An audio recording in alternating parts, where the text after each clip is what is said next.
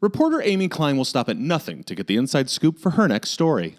And after her successful investigative reporting in the world of crack whores, her words, she's off to Bucharest to figure out what is going on with this murder cult, the DEADERs. Will she find the answers she seeks on a Romanian party train? All aboard. Today, 2005's Hellraiser DEADER, right here on Raising Chains. Whoever you are meant to find me today. There is no turning back. And above all, don't open the box. Please do it for us. You wouldn't be here if you didn't belong here. Tell me it's real. You wouldn't be here if you didn't belong here. You wouldn't be here if you didn't belong here. You didn't belong here. Tell me it's real. Well, don't open the box. Don't open the box. It's real. Oh, I'm crazy. Oh, I'm crazy. Oh, I'm crazy. Oh, I'm crazy. It's real. It's real. Bring it back. It's real.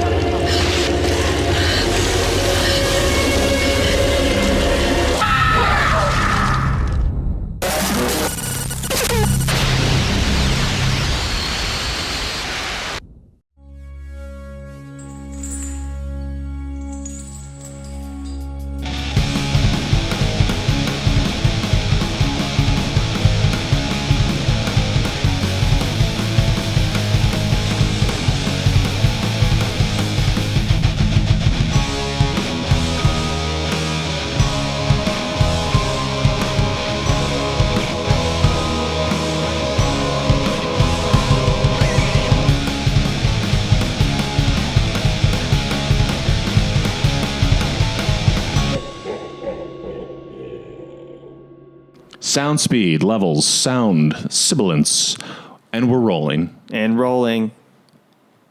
Boom. You guys missed it, but we were doing a hilarious rendition of That's the way I like it. Ow, I hit my teeth on the mic. Buddy. That's going to be bad audio or Yeah. a great clip. No. This is It's going viral. This is pretty common in most podcasts. You guys don't know this, but people hit their teeth on microphones all the time. I hope not. Oh, all the time. Is that true? Have you seen Finding a Friend with Conan? Wait, Conan O'Brien needs a friend? Yeah, that one too. Is he still doing that? Finding a friend with Conan O'Brien. I like your title. I like mine too. I thought it was called Finding a Friend with Conan, but it used to be called... That sounds like you're like physically seeking one somewhere in the desert or something. Like with a machete in the forest. Finding a Pal with Conan There O'Brien. must be a friend in here somewhere. But yeah, after all the teeth hitting the microphone, he had a spin-off episode called Conan Needs a Dentist. That's pretty good. Andy, that's pretty good. Thank you. But hey, welcome back to Raising Chains, a Hellraiser podcast. We're back. We're back. We're ready. This is our, I mean, a little peek behind the curtain, but this is our first episode we're recording now that the pod is out. Yeah. Because we pretty backlogged good. a little. We got ahead Yeah. just to be safe. None of you came to my Denny's show, I'll tell you that. It is funny to hear you plug stuff that was happening like 1 week later and be like, okay, this is like definitely not going to be out. But hey, Yes. how'd it go? How was the Denny's show? The people want to know. It was pretty fun. I can't remember if I talked about it on, I don't think I did, but there, what was funny is that there was a guy who came up to me and he kept trying to give me like street jokes. He was like, oh, you want to hear a joke? I was like, no, I'm telling jokes. You listen to me tell jokes. That's how this works. But he's like an older guy and very nice. But like, I sometimes I'm pre-diabetic depending on how high my blood sugar is, which sometimes it goes real high, then I'm really diabetic, which I joke about on stage. And then the guy came up to me after my set to be mad at me because he has diabetes and so does his wife. And he's like, my wife is dying of diabetes. He's like, you really need to take this seriously. You especially. You need to like check your blood sugar more often. And the whole time in my head, I'm like trying to get him to go away because I have just ordered a plate of pancakes. Yeah, this whole time he's wolfing down a Grand Slam, giving you notes. I think he ate like egg whites or something like that, but I was going to eat a Grand Slam right in front of I was like, I don't want to do this in front of you, but I will. Please leave me alone. Sir, you're disrupting my moon over my hammy. Aren't we all, though? Yeah. How about you? How things been going? Things have been good. I'm very happy with the pod. The first few eps been getting a lot of nice love thanks to the fans. Yeah. Appreciate it, guys. We can cut this out if you want, but I just want to say, Andy's facial hair is cool. Shut the fuck up. I'm over it. It's you know what? I will say it's better than like not funny or like this sucks. Yeah, I do like that. I don't care. I've had enough people like praise me for my facial hair. I've had maybe one or two people were like, meh. I'm like, okay, whatever. I don't care. I know, but part of it for me is like, it's long. Yeah. It's an active, it's not like you just do that on accident. No, you know what I mean? No. Like it's an active choice. My facial hair does not grow that fast. Yeah. I promise you. It took me like, I shaved it off one time during the pandemic because I got bored. And then I just thought it would grow back like a month later. It took like 7 or 8 months. So I get it. And I want to say for the real heads, the ones that are listening to the episode, I remember you doing that. And I went, grow it back. Yeah. It was like so off-putting. It looked weird. A lot of people didn't recognize me. Some people use that time to like distance themselves from our friendship. They're like, actually, let's just not be friends anymore. Yeah, let's wait till it's back. I'm like, fair enough. I'm like not good with this right now. I need it back. But it was funny. Like 2 weeks ago, I was walking through downtown LA, and this guy stopped me. He's like, man, that's cool. He's like, man, I bet you get all the women. He did not say women. He said something much grosser, but you get it. And I was like, I don't. Thank you. Wow. I was like, pretty cool though. Thanks, man. Yeah, you should have said yeah. Hell yeah. And then like dabbed him up. Like, hell yeah, I do, bro. Yeah. I should have. The things I could have done. I know, but hey, that's all right. You got time. Maybe you'll see him again. Yeah, I hope to. He'll remember. Yeah. If he sees you, he'll remember. Or he'll be like, actually, I'm sober now. I'm like, oh, man. Oh, lame. Oh, that's funny. But Andy, I'm excited today because we are going to talk about the 7th Hellraiser movie. The 7th. With the craziest subtitle. I've been excited for it just based off the subtitle. Hellraiser Deader. Today on At Raising Janes. Yeah. I will say, and I told you this off mic, but I was I was happy to find out that Deader was not just like a word they were using to make it intriguing. Yeah. I didn't realize Deader was going to be like a noun in the movie. I actually forgot about that. I just remembered it was like part of a cult and stuff like that. I was like, I don't know why they named it that. They realized they call the cult members deaders. Yeah. Which I was like, no, that doesn't sound great either, but okay. Yeah, I don't love the name in general, but it's better than just like more dead. Yeah. You know? I think that was the original name. It was like More Dead. They're like, hey, you going to hang out with these More Deads? It's like, I'm thinking about it, but I don't know. Yeah. Also, excited to say, I think we're in agreement on this. I don't think this is the worst one. No. Because I think we've been on a bit of a downturn. Although I think that because we haven't recorded in a while. Also, I'm like confused. I'm trying to remember. Also, I said this, but looking at the rankings, mine are definitely different. Because I have like the numbers. I'm like, this is not the order I want this to be in. No. But I wouldn't say our choices are vastly different. No, but I think we're mostly in alignment. Yeah, I think you said the last one was an atrocity. Didn't you say that? You said atrocity.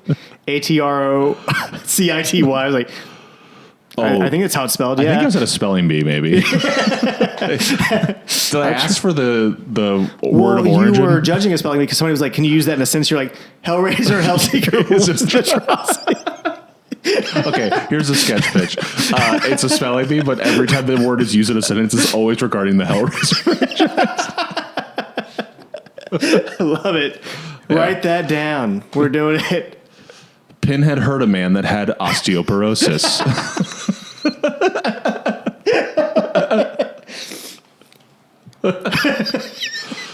Chatterer once knew a person from Zimbabwe. I don't know enough about spelling bees. I want to say that spelling bee so bad now. Just see the look on the child's face, like, what? Yeah. Who's Chatterer? Who's the woman? Yeah. The woman said, ay, ay, ay. Okay, so use that in the sentence. That is the sentence. Okay. All right. Ay, ay, ay. Okay. Ay, ay, ay. Oh, no, I think the word is ay, ay. It's the animal that grows in that lives in Tanzania. I love your example word was the word I 3 times in a row. An exclamation. Yeah. Okay. Heavens to Betsy. H-E-A. Wow. Who knew we had so much spelling bee material? I did really well in spelling bees in school, did you? I don't really remember doing them. We must have. Yeah. I feel like we didn't have like a formal one. Yeah. But maybe it was just like in the front of the room. Maybe they did some sort of like I don't know. You know what's a thing? A trope just following this path like a trope in movies and stuff is like when multiple kids go to the board to solve the same problem, and it's like almost like a race who can get it done first or who gets it right of the 4 or whatever. Yeah. I never did that. Did you? Yeah. Oh, okay. With a few other kids, that was not fun. Sorry. That's okay. I was usually embarrassed because I'm kind of I was like, my handwriting was so small that they were like, please make it bigger. I was like, no, that's I solved the problem, but what do you want? Yeah. Spelling bees, though, man, I love those. Like, I got to district spelling bee, and then I had to spell the word separate, and I was like, I don't know. All right, let's do it now. I still don't know how to spell it properly. I'm telling you. Okay. Separate, SEPARATE. I think it... Is it E? I don't know. See, you also. Okay, good. I'm glad we're in the same boat. I want to say A, but when you said it, it sounded wrong. It is A. Oh, good. Okay. Yes. Or the internet's wrong, too. Guys, later on, we're going to be reviewing Hellraiser Separate. And it's a short film that we made. The cenobites separated the guard's head into 2 twisty knots. In the movie Hellraiser Bloodlines, 2 twin security guards were reintegrated. That's what I was referring to. Yeah. But I like reintegrate. Yeah. REINT. INTE. Yeah. There's no R. GRATE. Reintegrate. Yeah. Why are we doing this? No, keep going. You almost had it. That's the whole word. You did GRATE? Yeah. Oh, sorry. I didn't hear REINTEGRATE. What? Right? I'm getting lost now. You're not a good judge. I'm not. Okay, I had it right. Yeah, you nailed it. That's what you did. I'll be the judge, jury, and executioner. I'm fucking Judge Dredd over here trying to take care of this fucking Hellraiser podcast. Dredd, DREDD. That's incorrect. Actually, it's not. Would a spelling bee podcast be a good premise? For the right person, probably. What if just you had guests on and be like, by the way, you're doing a spelling bee? I would love that. I'd be nervous. I would do that for sure. I'm such No, you're not having to spell. They're having to spell. That's what I mean. Like, your guest comes on and you say, by the way, you're spelling. So you'd be nervous of being the judge of them? I'd be nervous to be the guest. I was jumping in my story. Think of the guests we'd have on. Michael Scott from The Office. Jim from Jim Halpert. The Office? Yeah. Pam Beasley from The Office. Creed Bratton from The Office. Dwight Schrute from The Office. I mean, I think we Stanley. Which that's his actual name. That's the actor's name. What? Creed Bratton. That's right. Because isn't he like a musician? Yeah.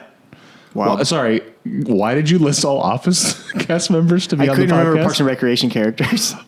Why them?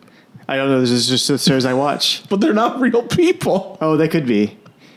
No. Okay. Sorry. Not to unpack the joke, but we were talking about what if we ran a spelling bee podcast, and you said it'd be fun based on who we had on. Yeah.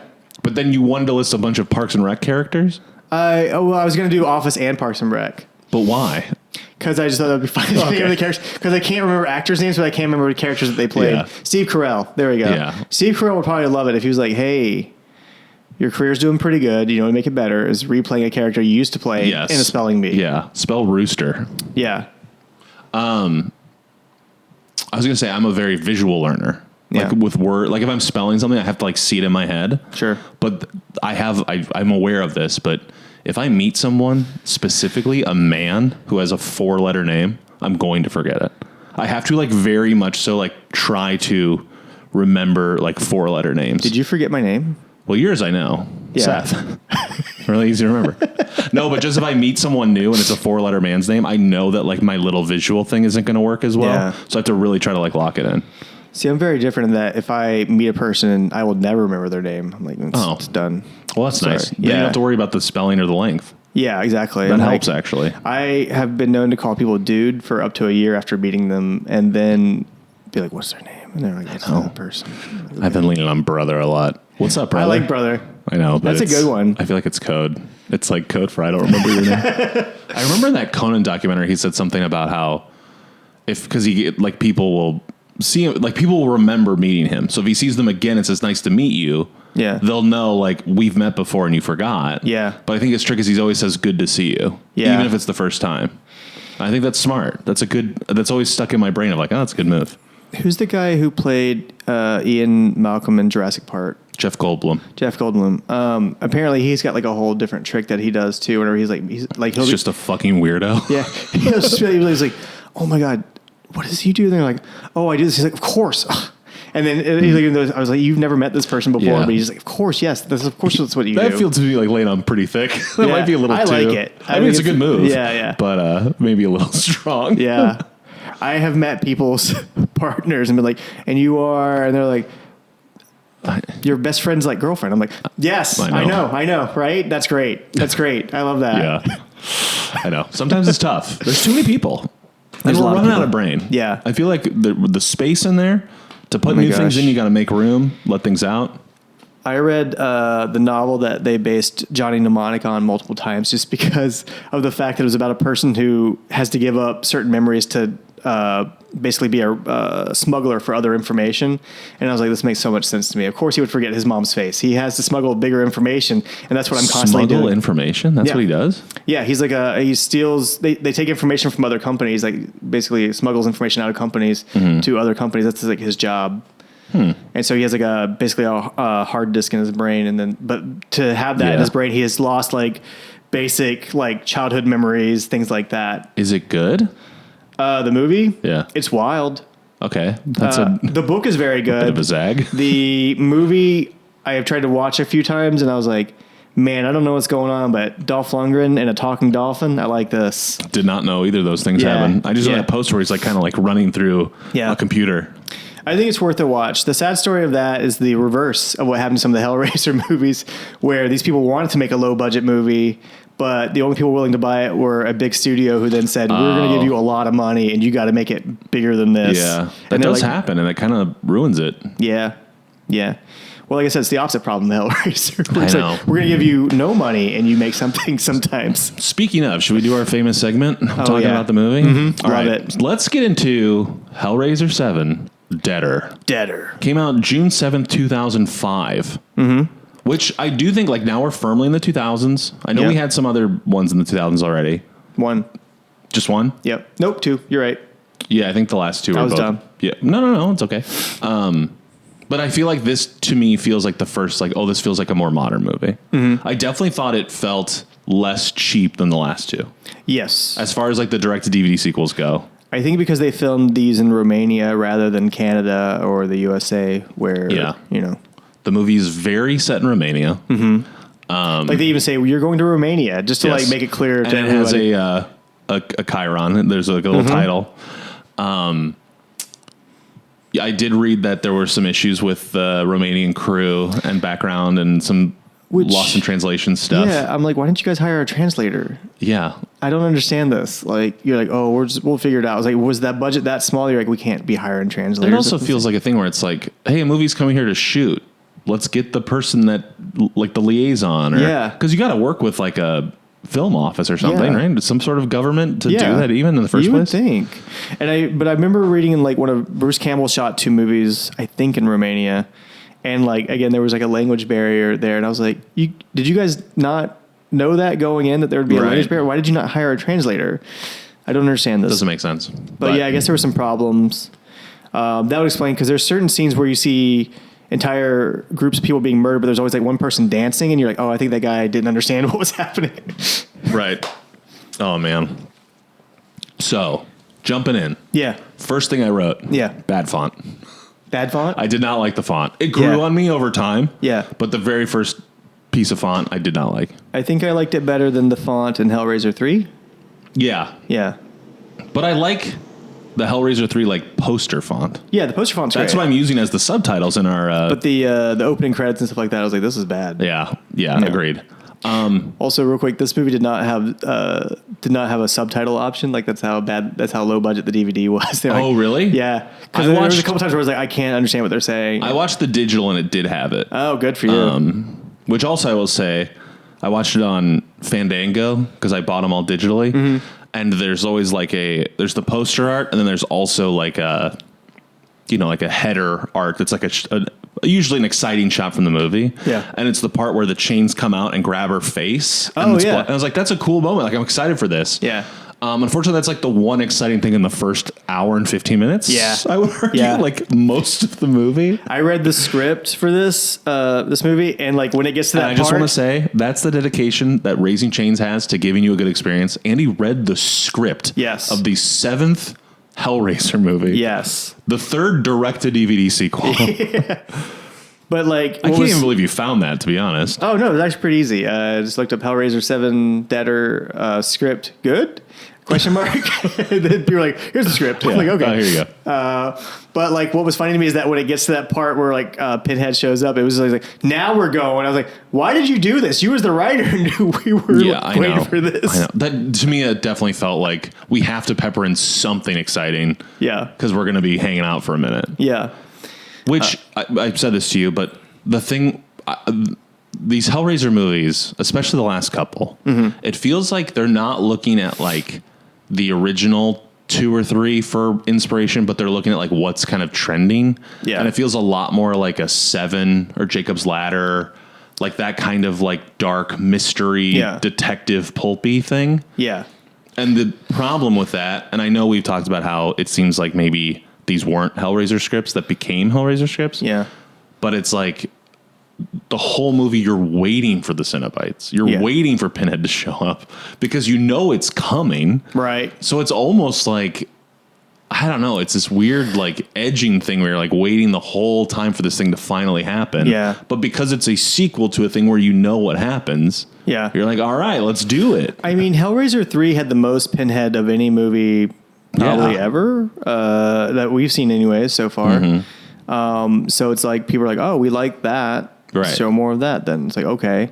But also, here's the thing. You and I were kind of talking about this off camera. Like, the last 3 movies, like, the main characters have not been that interesting because they don't have a friend. Like, I feel like they need a friend, somebody to bounce off of, like, to, like, let us know that this is a person and not just some weird, like you said, what'd you call it? Audience surrogate. Yeah, or it's a term I love to use when I talk about movies. Yeah. You need someone for, like, you to put yourself in and be like, I'm also wondering what's going on. And I was saying with, like, the first couple, especially, actually the first 3 all do this really well, but it's like, you have your hero, it's like your Kirsty, who's like, here, I'm the one going like, what's going on? I'm unraveling this mystery, right? There's always kind of a character going, what's going on? What's the underbelly? Yeah. But then you have the other character that's like, I'm actively making choices that are bad. Yeah. Or I'm like going to be a problem later down the line. Yeah. And even like in 2, you see Channard making these decisions. I guess they both have Julia. But even in like 3, you have like Adam Scott and like that's like, 4. Oh, that's right. Or in 3, you have the asshole guy whose Pinhead's like working through. Yeah.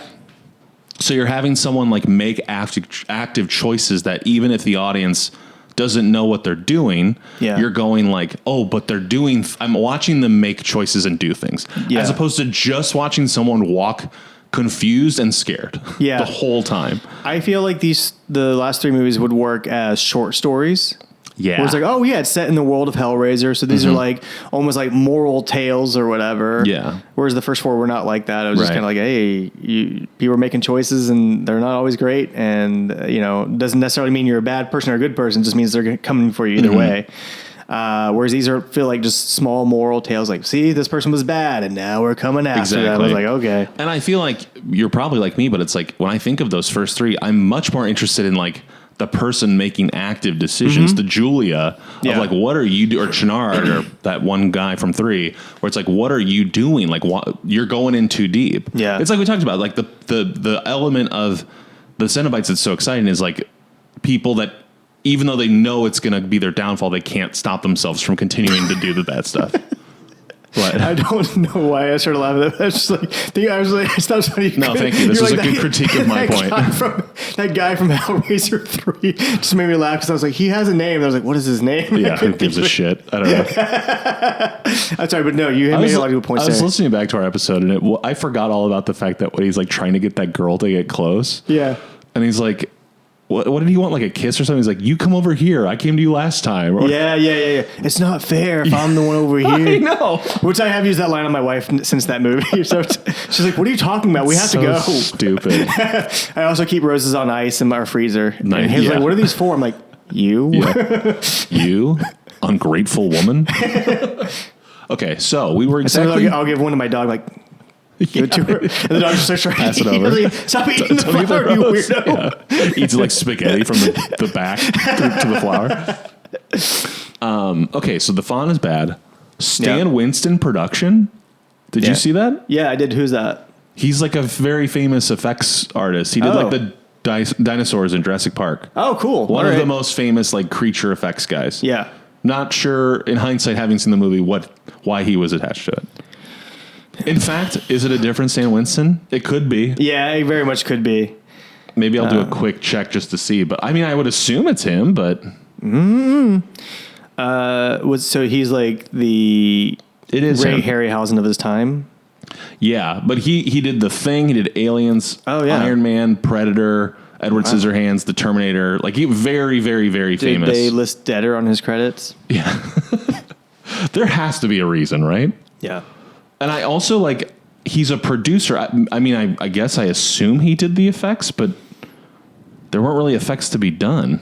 No, not till like the last 5-10 minutes in the movie. You know what? He may have done the design for the actual creatures. the Oh, cenobites. that makes sense because the did look cenobites good. in this movie, man, they look cool. Yeah, when they show up, all 8 seconds you see them, they're pretty sick. They're pretty sick, guys. So when the movie actually starts, we Yeah. open on what I would call a crack den. Yeah. I even wrote, is it okay to say crack den? It's like there's drugs on the floor, booze bottles, a guy passed out with a lit cigarette. Yes. And then it goes to this one woman who fits in. She feels like also a druggie. Yeah. Pulls out a camera and starts taking photographs. Yeah, like a creep. And I was like, this doesn't seem cool. No. This is probably like one of those like, hey, we don't take photos in here. Yeah, You it's know? weird. I know, like, it's a drug den, so should there be rules? But it feels like there should be some It rules. feels like an unspoken rule, like, hey, Yeah. don't. The same way it's like when you're talking, you shouldn't just like pull your phone out and make a phone call. Right. It's like, you know, that's Yeah. rude to the other person. It's basic drug den etiquette, guys. Exactly. Come on. There should be a big sign on the wall. Yeah. Sort No of sharing like, needles.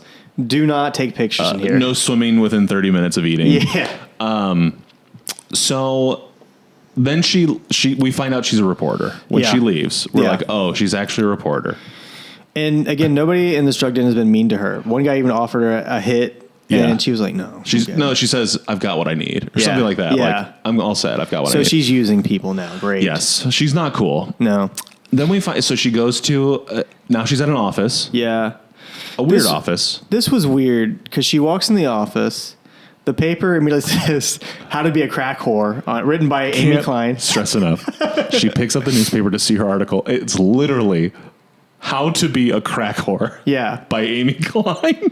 Which I felt was mean because, again, nobody in that den is being a crack whore. They are just Correct. doing crack. Yeah. And actually, a lot of them have their arms tied off. I was like, they're doing heroin. They're not even doing crack. But Also, I don't remember like what level of publication this newspaper is. I just assumed like a regular local newspaper. they imply that it is, right? Yeah, Because I didn't- they're like, you worked at the New York Post and then you came here. Yeah, it didn't seem like I know the New York Post isn't exactly like the most, but it wasn't No. like the Inquirer. It's just Yeah. like some local newspaper. Yeah. But I will say, I don't know if I need to read a full article of how to be a crack whore. I No. feel like me, Joey Berggren, Yeah. could just infer what steps it takes. Right. There's only sort of like 2 things you got to do. She to wasn't be a even crack raising the whore. bar high. It wasn't like how to be a good crack whore. It's like No. how to be a crack whore. It's Yeah. like, all right, we're just set the bar real low from the beginning. But like, why wouldn't they call it like crack epidemic getting Yeah. worse or so? I guess they're probably trying to make her look like a bad person. Yeah, right? she comes across as like the bad girl of the office because everybody's like, "Oh man, she's here."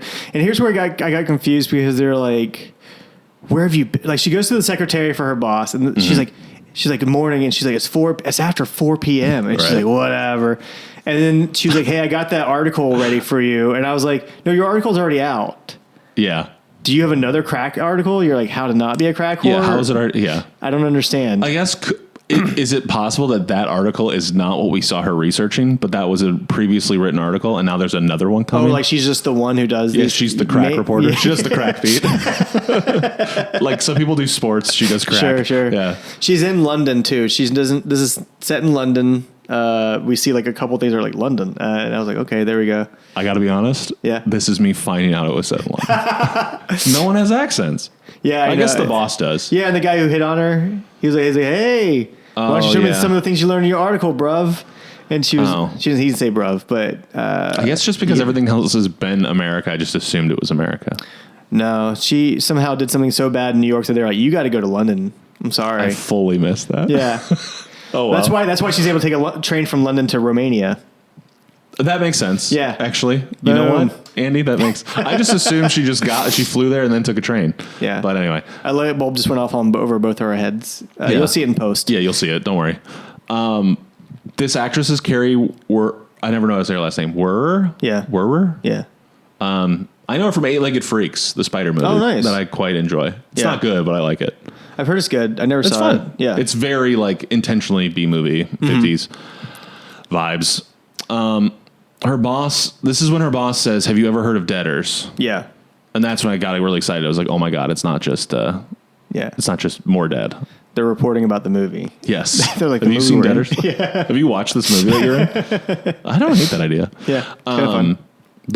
Her boss, like a balding, bearded man. Yeah. Did you know him from anything? Because I got hyped. No. I was like, I know this guy. Who is he? I know him, and I didn't figure it out on my own. I had to look it up.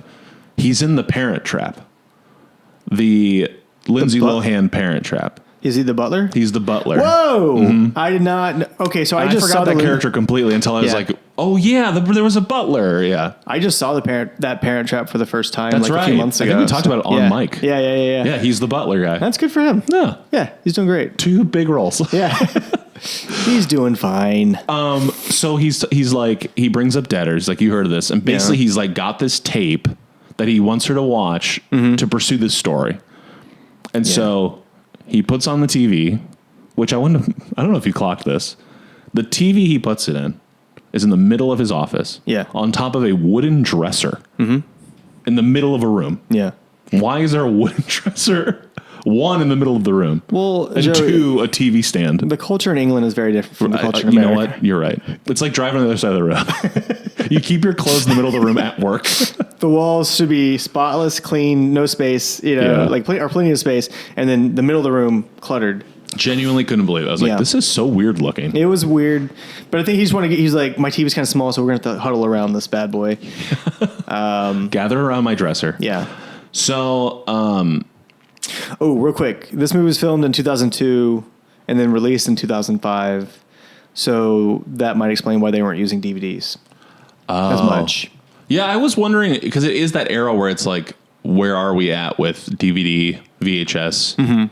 But 2002, I feel like we were like, weren't we using DVDs by then? I mean, maybe some people were. I was using VHS. I feel like I had a DVD player. I remember the first DVD we bought Yeah. was Men in Black. Yeah. I think it was relatively new. I bet we got a DVD player in like 99, 2000. Yeah, I don't think I had one till like I got a PS4. 4? I'm joking. No, I remember. I just remember in college, like people hated having to come over to my place to watch movies because they'd like to sit on my couch and we'd huddle around the coffee table where I had my one TV, and we just like be like, "Oh, that was good." Yeah. Was that fun? In Did the you guys center like of that? They're like, "This feels like a snuff film." I'm like, "It's People not." really hated sitting behind it. Yeah. Yeah. In those 2 armchairs you had on the other side. Yes. So they're watching this tape in the office, and it's on the tape as a girl who keeps saying, "I'm not real." Yeah. She's just like, "I'm not real. I'm not real. I'm not real." My eyes are not real. My ears are not real. Yeah. My feels are not real. She's got not real feels. Yeah. And then she shoots herself in the head Yep. with a gun. Yep. Crazy. And I'm then- sorry. Just imagine somebody trying to do it with anything but a gun, like a blowgun. They're like, Yeah. Shoots herself in the head with a leaf blower. but she does it with a gun, and like they want to make it clear that the bullet went through both ends of the head because Yes. she's bleeding out of both ends of her head. They really made a point to be like, Yeah, yeah, it yeah. went through clean. Exit wound. That's probably where half the budget went. Probably. Yeah. And then we see our little friend what's his name? Lamarchand? Something Lamar. Winter. Winter, yes. I remembered it was a weird name. His Yeah. name's Winter Lamarchand. We learned that later. But Yeah. the thing with Winter, I also said he's very much so like Jared Padalecki, or that guy from Supernatural. Yeah. Has that vibe. Yeah. Something about him. Yeah. But he's always wearing the crispest, cleanest white t-shirt. Yep. Like truly like a J. Crew model. Yep. Perfect white shirt. Sometimes with like a tan duster. Which I will say, like in the script, he's always described as like a guy wearing like a long, like dark trench coat and stuff like that. They gave him a Inspector Gadget colored trench coat. Oh, that's cool. No, I like it. Still fine. It's a good look. But like you said, most of the time he is wearing that white shirt. And it's very fresh He's got looking. long hair. It's a very Jesus look. I just don't think of of someone wearing just like a white t-shirt as it being like super clean. You know what I mean? Like, especially considering the room they're in is very dirty. exactly. And gross. It doesn't fit. Maybe that's intentional. I don't know. Yeah. So anyway, Winter kisses this woman back to life. Mm-hmm. The woman who shot herself in the head.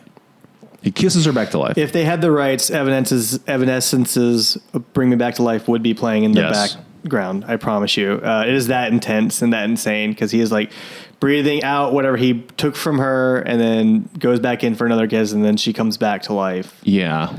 It's weird. She's gasping. She's still bleeding. It is gross. Her wounds do not heal, but she is alive now. And you know, in this moment, I don't know if you felt this, but I definitely thought we were going to have it be more like a Flatliners thing of like, they're doing this as like a new thrill. Yeah. Being a deader. Yeah. But it doesn't really seem like that. No, it's more ritualistic than like a... Here's the thing.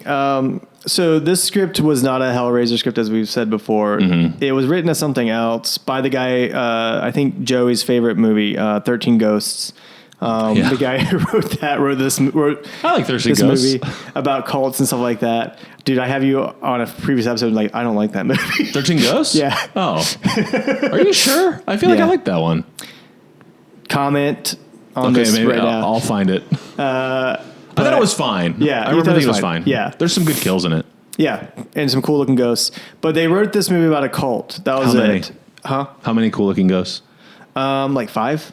5 for 13, so what? 5 over 13? Yeah. That's the math there. Because one of them was just like a giant, like obese man, like that. They were like, it's kind of a baby, and I was like, I don't like this. Yeah. That wasn't that cool. It felt like they were doing the same like cube thing with the big like glass. I just remember like people getting cut in half by glass, and I was like, okay, well, can we move on past this? Yeah. Yeah. I wish we would have. But he wrote the script about cults, and then Dimension was like, we got this script. Let's add Hellraiser into it.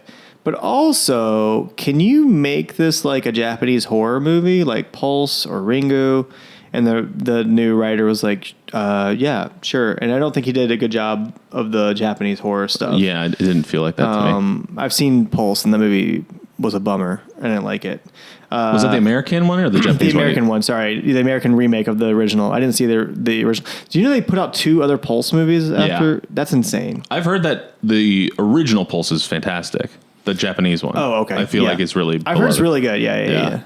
I was watching a lot of those J-horror, like American remakes. sure. Because I liked The Ring. Yeah. I think The Ring holds up. The Ring is very good. But some of those other ones I thought were like pretty rough. Yeah. Dark Water I did not like that much. I didn't like that one. The Japanese one of that is great. Is it? That one I have seen is very good. What was the one with like was it called Shudder? There was a camera-based one. I saw that. With Joshua Jackson. Josh Jackson, I saw that in theaters and I was like, ugh. Yeah. No good. No, The Eye with Jessica Alba. Mm-hmm. There were a lot of those coming. There was a moment. Oh, The Grudge. Yeah. Yeah. I never saw the American version of that. I saw the Japanese one of that one. They loved that trailer moment where she's washing her hair and there was like a hand in her hair or something. Yes. I remember being like, that doesn't scare me. Even then, I was like, this isn't scary. I saw the most recent Grudge that they released like a couple years ago. Mm-hmm. I think it was in and out of theaters very quickly, but I watched it and I was like, I don't like this movie. You didn't like it? No, that's fine. Sorry. So anyways, that's why, I don't know, some of the stuff is just like, seems weird. Like some of the stuff is just not explained. And I was like, I feel like something different was supposed to happen here. And then they were just like, we're just going to move on now. Yeah. I definitely didn't feel the J-horror element. No. Not knowing that information, I'm not like, oh, duh. Yeah. You know what I mean? Yeah. Okay, so anyway, she goes to Bucharest. Oh, one thing Bucharest. I was like, the mattress that the girl was laying on was super dirty, and I was like, was that the mattress from the first? I had that thought too. I was like, maybe it's another mattress thing. Yeah, No, I thought it was. They were kind like, of irrelevant. Yeah, and it had chains on it too. Yeah, so I was like, oh, it's another like mattress thing. I thought maybe it was like just like a cool Easter egg for fans, maybe at the very least. But I don't think so. I think they were just like, we need a bed, and that mattress is gross. So really quickly, jumping back, way back, but so I was saying earlier about how like. In the earlier movies, you got 2 things going on, right? There's the mystery solving, and then there's also the person doing the active bad stuff. This one, I think, of the last few that just have the person trying to solve a mystery, I think the mystery stuff works here. Yes. I genuinely think the first 2/3 of this movie is like pretty entertaining. It is. Listen, I know it makes it sound like we're just making fun of this movie for this, like, because we don't like it. We did like the movie. We didn't love it, but we liked it. And we thought some cool stuff did happen in the movie. But it's just some of the choices were just like, why is this way? It's just like we're just like scraping the bottom of the barrel. So it's like looking for what do we like? What's good here? Yeah. But Andy, the last 3 or 4, I've thought, will I ever watch this again? It's like, I hope not. I thought we were doing like a Hellraiser marathon. You want to go back? Yeah, I thought we were going to watch all of them like straight back to back to back. I think I'd go crazy. Yeah. Our partners are just like, hey guys. Yeah. They're just checking in a lot. We're We're going to leave town for a few days. Yeah. See you later. So she goes to Bucharest. Yeah. I want to say Budapest, but it's Bucharest. Is Bucharest? It? Yes, Bucharest. Yeah. It's Bucharest a different place. Yeah, exactly. Perfect. Now I won't be confused at all. So he's like telling her she's got to go there. Mm-hmm. And she's like, Bucharest? Romania? Yeah. And it like while she's responding, it's like cutting to a speeding train and then back to the office talking about the trip, then back to like a different form of travel. Yeah. So it's like intercutting her talking about how she's going to have to travel with her traveling. Weird. Yeah. So not cool. It's a very weird shot because like she's in this like weird dark office and then it keeps showing this like tree going through a green forest and I was like, what? Yeah, we're also like I know it's pre-Twilight, but it's like those like really blue, green, everything. Yeah. Very like Twilighty colors. Again, I know it's before Twilight, but also there was a part of me that was like, why doesn't he just give her a flight to Bucharest? Yeah. I'm sure it's not that much more expensive than a train. Couldn't figure it out. Might even be cheaper. And also, for what it's worth, the tape, the only address they have is on the package the tape came in, and that's the first lead. So it's like, hey, check this out. Yeah. So she takes the train. She gets there. She goes to this like creepy looking apartment complex. It's like there's chairs laying everywhere, like stacked in piles. It looks abandoned, but it's not. Also, there's like a shepherd like licking the door, like underneath the door. Yeah. But I was like, that's like too big of a dog to just be like a stray. Freaks me out. It just reminded me of like from Hellseeker, that random dog that would show up to like for jump scares. I was like, no, get out of here. I know. We don't need it. So she goes in there. The landlord's like, what are you doing here? You lost? Yeah. And then she slips him a 20 to get in, which is also like, that doesn't seem like enough. Maybe then the Romanian dollar is probably not that strong. So I don't know. Okay, whatever. But it's an American 20, isn't it? Yeah, I'm saying $20 American. But she's not American. Romanian. She's in London. That's a good point. Why did she have $20? That is weird. American. Again, I thought she was American. Maybe there's a better exchange rate with American dollars to Romanian, whatever they got. So she brought American money? The euro was happening then, right? Yeah. Yeah, so I don't know. Nothing makes sense. No. Because, even at the time, England was doing the euro as well. Right. What is going on here? I don't know. This movie. Okay. They didn't figure it all out. No. So she goes in the room. Yep. He lets her in. She's looking around, and then she finds there's a woman dead in the bathroom. Yeah. And dead in a weird way. Yeah. She hung herself, but not in the way where it's like you hung yourself from something high. It's like you fall off off the toilet with the thing tied around your neck. Yeah, but it wasn't even off the toilet. She was like sitting on the edge of the bath. Yeah. And the noose was... It wasn't even a noose. Well, it was a noose, but it was like a cable. It reminded me of Final Destination when that guy dies in the shower in the first one.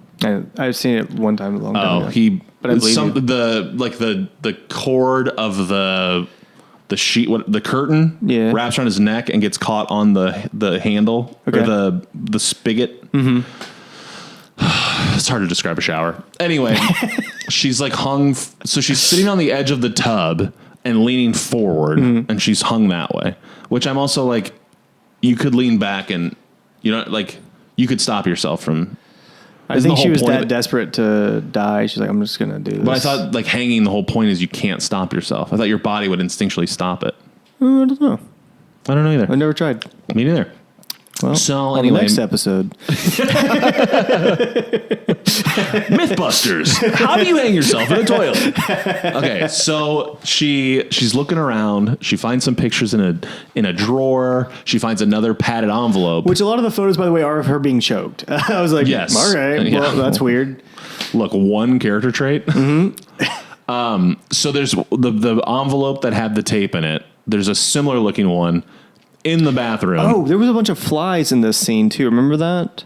Yeah. Buggers? The bugs? Yeah. Those were like the Hellraiser 2 Oh, larvae. they brought the Yeah. They're like fully grown now. the maggots. Yeah. Wow. I was like, good for job, them. guys. Yeah. It was really It's fun. cool that they keep putting those in as like I Easter liked eggs. that it was like them and Doug Bradley. Doug Bradley was like, all right, listen, these guys are good. They need work. All right. And there's that one movie where they use different flies, and everyone's like, I'd ignore that one. Yeah. That one's weird. I don't like that He's one. like, I had nothing to do. He's like, I think there was in a future movie, Doug Bradley did not appear. And the reason was because they were using CGI flies. He's like, you're taking jobs from flies? Really? Okay. That's why I like him. He's a man of the people. Yeah. He like makes sure that it, I like him. He's a good guy. for that. So in the bathroom, there's one of those envelopes, presumably with another tape in it. Yeah. Who knows? Yeah. And it's got her name on it. Yeah. Wait. Amy's name. It does? Yeah. I don't remember that. They I thought barely it said show help it. me. They barely show it. And then like it does, like in the script, it has her name on it. Like, They do show it in the movie? I think they do. I don't think they did. Okay. It definitely says help me on it. But I don't. But then she addressed in the video. You know what it is? It's because in the video she addresses Amy. So I think she was like, Amy's gonna get this package. I was like, okay. In the video? I think in the second video, I don't think she says Amy's name. hit the tape. I mean, maybe she did. I just feel like that would have been more of a exciting Yeah. thing. Yeah. Well, there's a lot going on in that scene. She was also icing wounds, which you don't usually see in movies. Yeah, maybe. I don't know. I feel like maybe the script gave you a little more insight than the movie did. Maybe, but I thought there was a scene. I'm pretty sure. Because nothing creepy was happening yet. Yeah. I think if she saw her name on the tape, she'd be like, holy shit, they said my name. Yeah. You know what I mean? I don't know. It seems like, again, Amy seems like a very, somebody points out, they're like, hey, you got a whole like obsession with death and destruction. Yes, you've got a whole self-destructive thing going on. Yeah. Is what. So I feel like she would just follow it along even further. She's like, all right, let's see where this takes me. It's like, Yeah. All right. So as she's in the bathroom reaching for that Yeah. thing, she has to get her face really close to Yeah. that body. And then we also see that the dead body is holding the lament configuration in Yeah. her hand. So she ends up being able to grab the envelope, and then the body comes to life and reaches out at her. Grabs her hand Yes. and screams or says something. I think it's like a jump scare. Yeah. And she's like, And the body kind of goes back to being dead. It's just for a brief moment. She runs out. She runs into the landlord who stops her. Apparently he's called the cops or something like that. Because he's like, what were you doing in there? And I was like, she Yeah. told you what she was doing in there. I know.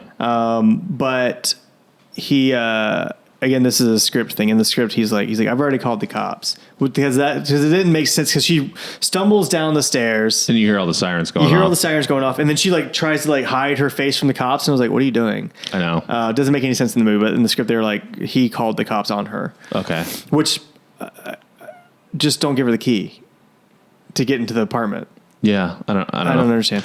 I also wrote that anytime someone's running around Europe with those sirens going off, I just think of Bourne. Yeah, Like that European siren sound. yeah. That was a sick movie. So she gets back to wherever she's staying. Yep. She's drinking some vodka. She's icing her comfy on the knee. couch. She's icing her knee. Yeah. She puts in so inside the envelope is a key with a little dot on it, Yep. and then another tape. Yep. She puts in the tape, and the woman says, like, you were meant to find this tape. You wouldn't be here if you weren't supposed to find this. Like, this thing was meant to find you. And basically she says that it's the dead woman. Yeah, Marla. We find out Marla. her name is. And she's like, I'm starting to feel pain again. Yeah. Like, I feel different than I did before I did the DEADER situation.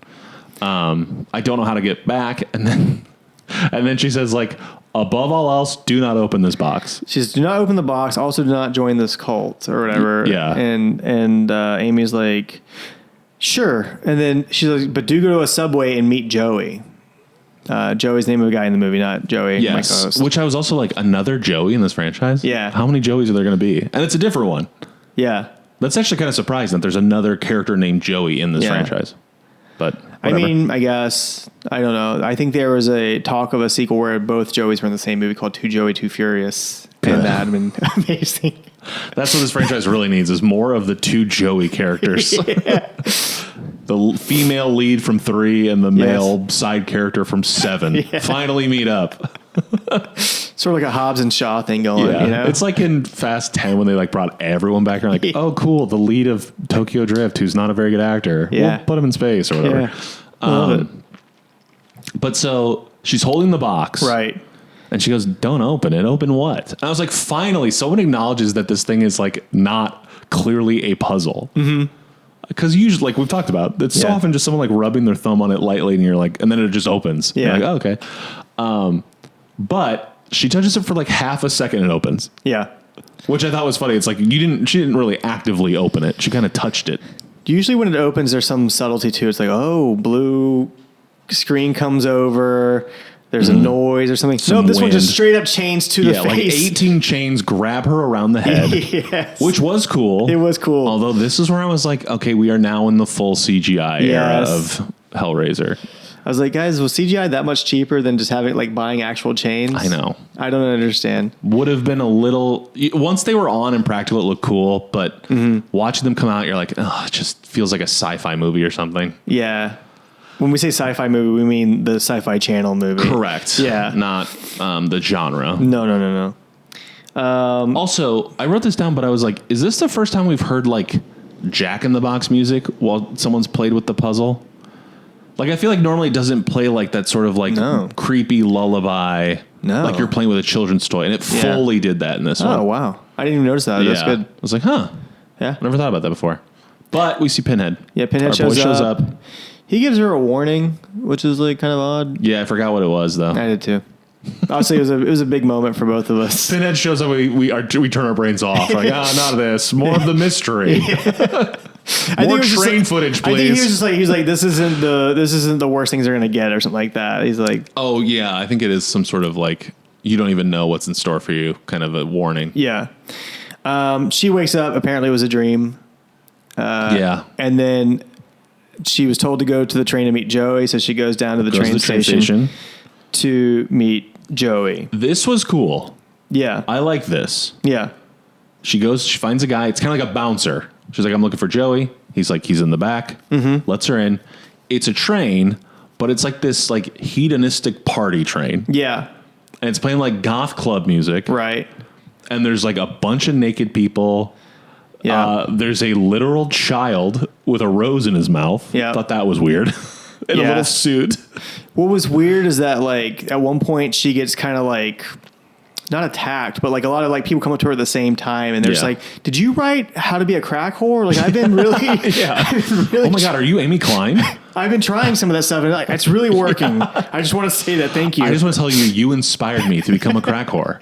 I couldn't crack it before. No pun intended. I couldn't figure and it I out. finally got it. Yeah. Some of the moves. I stopped charging and that really skyrocketed. I was crack working, but not crack whoring. Thank you. I finally figured it out. I have been saving so much money.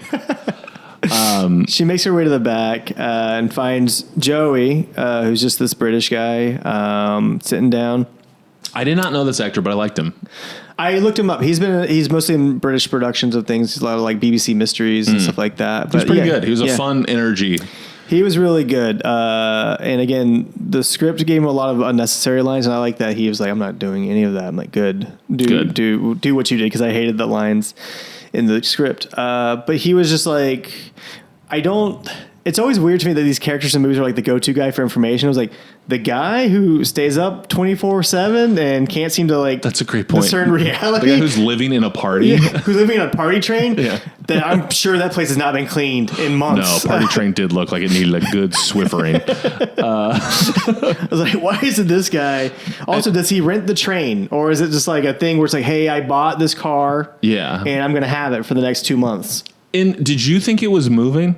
Yes. The first time I did not, and then later times I realized like, oh, they're making sound effects and stuff. It's supposed to be like a moving party train. Yeah, it's a moving party train. This is they taped over the window so you can't look into the train. Which that was the only thing from Pulse that I was like, oh yeah, this is like Pulse, because in Pulse they do that as well. They tape over the windows. That's how they know something's wrong with the people. I assumed it was so that they didn't have to show the train was moving. No. I definitely thought it was a production choice and not like a narrative. Oh no, I'm just saying in the movie Pulse they also. I understand. Yeah. I'm just saying the only reason I thought they did it in Hellraiser Deader was just so they didn't have to show a moving train. No. Joey I still think that could be it. No. Joey's like, hey guys, let's black out the windows. We don't want people coming to our party unless they really want to. I mean, if it's a moving train, I don't know, whatever.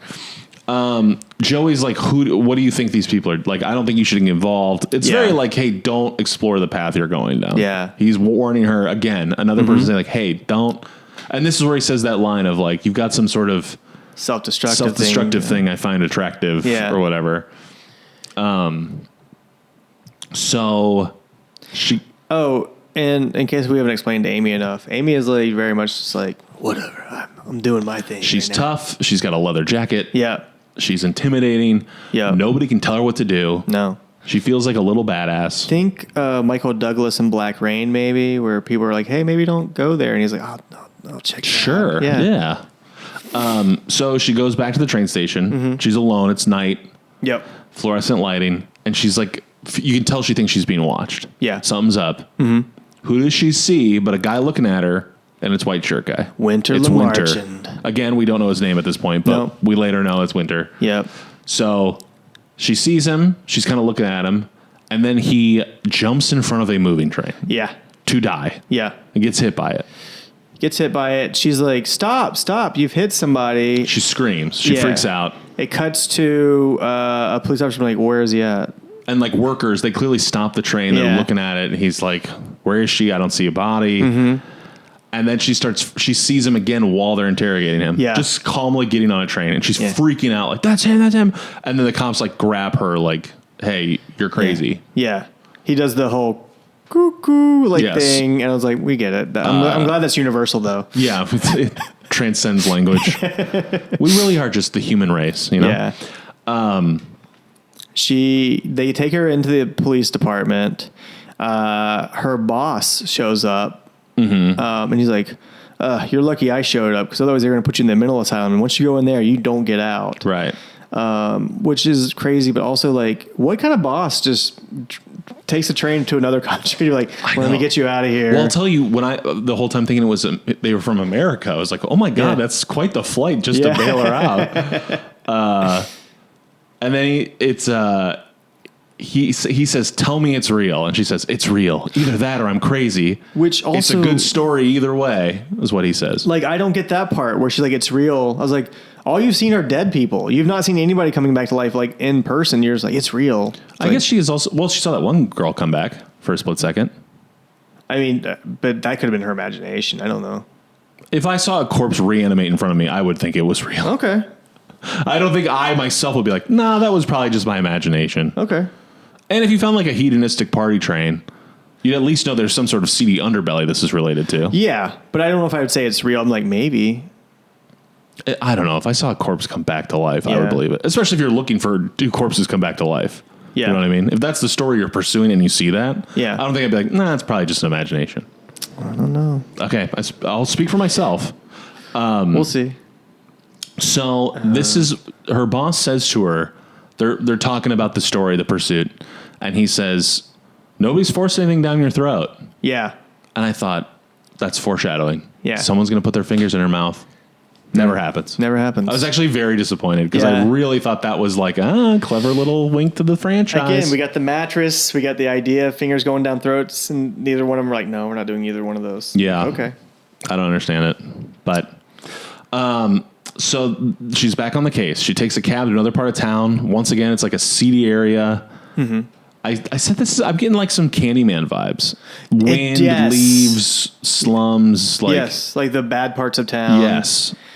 Which I don't associate the early Hellraiser with like a bad part of town thing. No. At all. No. Hellraiser was the early Hellraiser movies made it seem like, hey, the club is open. Everybody's invited to this weird thing that we do. Right. In any part of town you're in, we had people who lived welcome all comers. We had people who lived in very expensive condos that still had laundry rooms for some reason. They That's shared right. with other people. And then we had people who live at metal clubs, and we had people who live in psychiatric hospitals. They're like, we'll come to you. But it definitely didn't feel like necessarily like a bad part of town, where this is like This is a bad seedy part. underbelly, very much so. She happens. Unfortunately, there's a locked fence. What's she going to do? She can't get in. The fence is locked. Well, Joey, you forget she had a key in that package. That's right. She's And it able to got get her in. I didn't know where she got the address, though. I think it was on the package, maybe. Okay. Yeah, I'm going to say that. Yeah. Oh, or maybe Joey gave it to her. I think he told her because she was like, "Where's this place?" And he told her. Yeah, that makes sense. He gave her the cross street, I think, and she was like, "Okay, you're gonna give me the actual address." He's like, "I don't remember it." And also, it's at this point where there's like a very like beefy, shirtless black man kind of like watching her. She Yeah. like sees this guy like, and again, maybe that made me think Candyman too. Yeah. But just like someone intimidating looking at her. She ignores him. She just keeps poking around. Yeah. Until she ends up in like muddy catacombs. Oh, you forgot about the weird pigeon jump scare. Oh yeah. There was a pigeon jump scare, and then there was a bunch of dogs eating stuff. That was like, those dogs should not be eaten, whatever that is. Yeah. This don't wasn't know. working for me. This sequence, I was like, okay, I'm kind of bored by this. I don't. Yeah. And then I get that it's easier to have a dog randomly bark at somebody than it is to spend 4 hours in a makeup chair with somebody, putting makeup on so that they're like made to look like a cenobite. Mm-hmm. But that would be better for me than just having a random animal Yes. jump out at somebody. I'm like, okay. And I know they're trying to do the thing of like, is this cenobite scary, or is it just like something kind of scary going on in the real world? Mm-hmm. Like what level of fear? But I don't know. I'm bored. Yeah. So she starts like sneaking around. She goes down a little hallway. Right. It's really tight. Yeah. She's squeezing through. And It then gets what does she tighter. see? But thousands and thousands of very fake CGI looking cockroaches. Yeah. Unfortunate. Which again, I was like, there's no local cockroaches you could have hired for this production. I know, the Okay. Romanian cockroaches, Yeah. the troop. Mm-hmm. It's like they're Harlem Globetrotters. They got the Romanian cockroaches. They're just like really good at basketball. One of them gets on a little step ladder. You're like, oh, that's cool. He's gonna dunk It's it. like a This flea circus.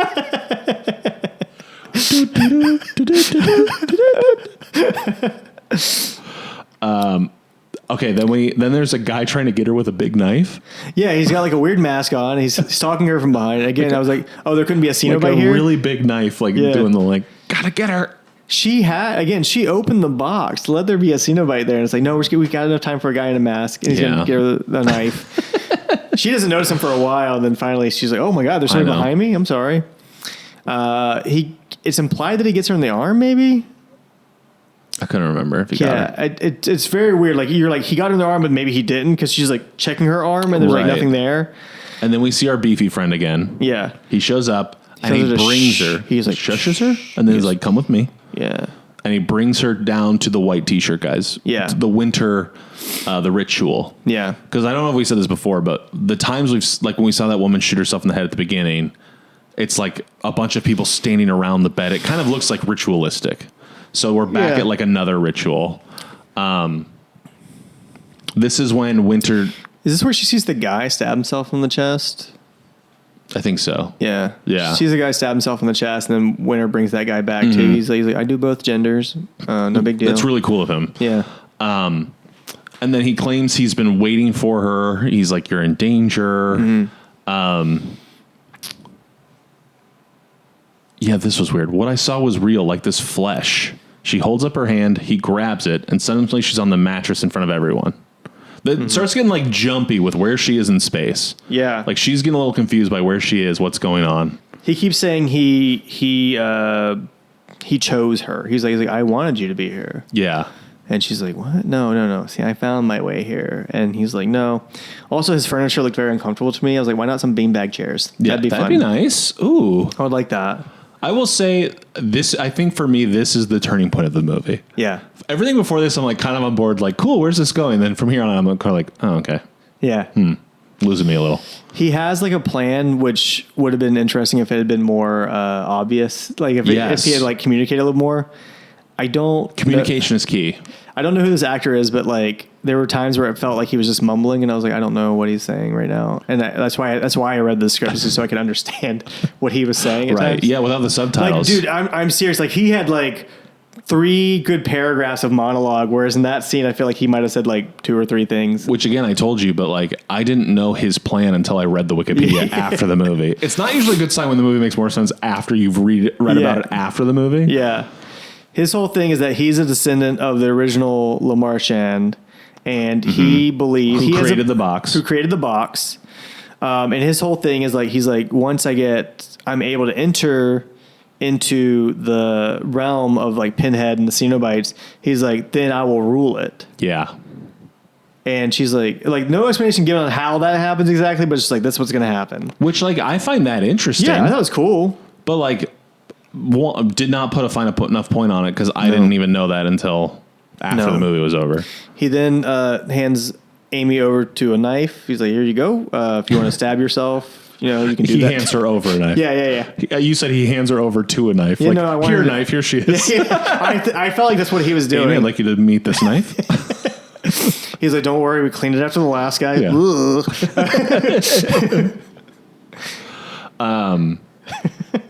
This will be hard to explain because we do a lot of like jumping around now. Yeah. And there's a lot, we also intercut a lot with this like black and white trauma memory she has with her father. Yeah. Where he might have sexually abused her. Yeah. She's it's highly implied that he did, and also was physically abusive as well. Definitely physically abusive. The sexual one, it was not clear to me until I read the Wikipedia after. Because she keeps getting like a wound through her chest. Yeah. Like she wakes up in bed. I thought that was a cool effect. Where She did not finds stab herself, by the way. She's like, maybe, and then all of a sudden she wakes up, she's in bed. Yeah. And we're like, she's in the bathroom? No, she's in bed. She's in bed. Yeah, she's in bed. And there's blood on the bed. And Yeah. she freaks out. So she goes in the bathroom, and on her chest, she pulls her shirt up, and there's a little like metal thing. Yeah. And you realize it's the tip of the knife that's been stabbed into her back. Yeah. So starts freaking out, and she doesn't feel any of this. She doesn't feel She's pain. not hurt. Yeah, she's okay. She's just freaking out because she's like, oh my God, and there's blood everywhere in this scene. That's probably like, I don't know, 1/8 of the budget right there. There was a lot of blood. Yeah. There's this really gross, kind of cool scene though, where she uses a cabinet door and she gets the knife pinned in there, and then she walks forward to get it out of her. And I was like, oh, that's gross. It was also like kind of like a comically large knife. Yeah. Like the biggest kitchen knife you can think of. Yeah, for sure. And she's freaking out because she will not stop bleeding. Yeah. But again, not feeling pain either. Right. Pinhead shows up to really just ease the situation. Yes, he calms her down. Yeah. Lets her know that the DEADERs are invading his world. Yeah. Or trying to. Yeah. And then he goes, no, seriously, chill out. Are you okay? And I've really enjoyed this, but she literally took like a bunch of gauze and then duct taped around her stomach to try to stop the bleeding. Yeah. Right. It reminded me of like Monkey Bone. Have you ever seen Monkey Bone? I know Brendan Fraser and Chris Kattan's in it for like 30 seconds, but really? he has like top billing. It's They weird. used him in the trailer so much. Okay. I know it's funny, but he dies, his soul goes to hell, and then he needs to get back to Earth, but he can't get in the same body. So he goes into Chris Kattan's body, who is a Olympic gymnast who just broke his neck and died. Oh no. And so his neck is like wobbly and broken. And so what he does, again, it's Brendan Fraser inside Chris Kattan's body. He like pulls his head up and takes one of those like drafting rulers with the top, like the T ruler or whatever, and like tapes his neck and head to it. Okay. So like the whole movie, he's got like a very stiff, the last, whatever that sequence is. But anyway, That's funny. it's good. Yeah, she tries to do that, but she's still obviously bleeding through her stuff, Right. like through her clothes and stuff like that. She goes back to the subway station. She's going back to see Joey. Yeah, see what's she's going going to on. see Joey. She realizes she's bleeding. A cop's coming after her, and so she knocks over a thing of like newspapers onto the blood, so he doesn't see it. And she's like, oh, "Sorry." Yeah, that was weird. It's like, And then the cop's like, huh. yeah, As opposed to like it's not a big deal that you just made a humongous mess. And she's cleaning it up, but it's like, no cop will be like, all right, you're good. yeah, I don't know. Maybe it's different in Romania. maybe. But then she gets on the train with Joey and his crew again. Mm-hmm. She goes back to him. He's like, there's nothing we can do. We're just pawns in this game. Yeah, it's heavily implied that he maybe was part of this whole thing Yes. too. Now it's feeling a little more like, now that we got you, you're like part of the setup. Yeah, even though he was like, I did try to warn you off of this, but you couldn't resist. Yeah. And I also wrote down, I like this line. You're a person this is what Joey says to Amy. You're a person who's willing to do anything to find the truth. That's what I find attractive about you. That and you have a great ass. Yeah. Good writing. Which is weird because like later on or earlier, her boss was like, he was like, you barely have an ass or whatever. So I was like, man, everybody's got real weird opinions on her, thoughts on her ass. Yeah. It's wild. So the train jolts. Yep. And suddenly it's like freaky and everybody's like corpses. Yeah, everybody's Joey's dead. an old corpse. Joey's dead. There's Everybody's bodies dead. all over the floor. We actually get to see a cool Cenobite. Yeah. She looked awesome. She was like sewing somebody's skin back The together. throat. Yeah, the throat. Like almost making them look like the woman. Dude, you know what was weird though? I was like, did they have names for these Cenobites? And so I found a Cenobite wiki. I'm not making this up. This is like for real. Yeah. It sounds insane. What was crazy though is that they had little mini bios for every one of these Cenobites. And I was like, they had like a history of the Cenobite, like where they came from. I was like, did you just make this up? Because like, there's barely anything in these movies about these Cenobites. Yeah. So like, maybe there's something in the comics that you and I have not read yet about these Cenobites. But I was like, I think you're just making these up. But it was they had like a very detailed history of like where this particular Cenobite came from and how they came to be. And I was like, okay. They even gave him a name. They're like, that's Little Sister. I was like, sure. Okay, yeah. I like it. I believe you. Okay. But yeah, she sees that, and I was like, "That's cool." And I looked for more. Apparently, there's another Cenobite on the train, but they're so like in darkness that you can't really see them in the background. I was like, unfortunately, the Cenobite like stitching that person's throat is pretty much the only Cenobite action you get in this movie. yeah. Oh, except for like Pinhead, of course, later on. Action though, I don't know. I mean, he's making chains appear. Yeah, but he's not. He's not. I guess I don't He know. never does anything. He just makes chains. No, I know, but I guess I'm just saying like. Usually, you either see someone turn into a Cenobite, or the Cenobites have like these really like scary moments, and that's kind of the only one you get. I'm with you. Also, this like scary train is really like haunted house vibes for me. Yeah, and not like. I mean it more like I'm in a haunted house, and they're like, it's a train where everyone's dead. Yeah. like. Which Derogatory. If you had told me haunted that, house I would vibes. be scared. Like, I don't want to go to a train where everybody's dead. No, thank you. So I'll wait for the next one. See you later. Do you want to take the train where everyone's dead? No. Wait, is the driver the also food dead? I don't know. The driver might be dead. I'm not sure about that. Yeah. Let me go ask. let me check. So now, I don't know where, but Marla shows up. Yeah, she gets off the train, and like Marla's there, and she's like, "Come on, we gotta go." She's like, "Where are we going?" Right. She's like, "We could be going." She's anywhere." normal now. Yeah, Marla is again, a friendly reminder, Marla is the one who hung herself in the bathtub, who's also the one on camera that says, "You're part of this. We've been looking for you," or whatever. yeah.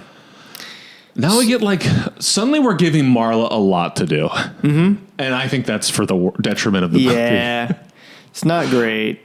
Marla's guiding her. Like, she's like, where are we going? She's like, we could be going anywhere, wherever you want to go. It's up to you. And so Amy's like, well, I want to go home. And then, of course, Marla turns to her, she's like, you are home. And I was like, there we go. And then Marla like locks her in that black and white memory, the trauma as a kid. Yeah. And then she wakes up in a hospital with her boss looking at her. Yeah. And she's chained to the bed now. Yeah. When we say chained, we mean she's got like the wrist cuffs, like the padded wrist cuffs, so that she's not hurting anybody. Yes. Not the cool chains. Yeah. The, not the pinhead hospital chains. Yeah. And her boss says he has some line of like, can we loosen the wristwear or something like that? Like it seems like he's looking out for her. Yeah. Despite the fact that she's in a psych ward And situation. then of course he is who he is. So he's like, we could write a story about this. Yeah. Right? Crazy person. He needs the story. Yeah. He's Which like, that's always a thing in movies, like the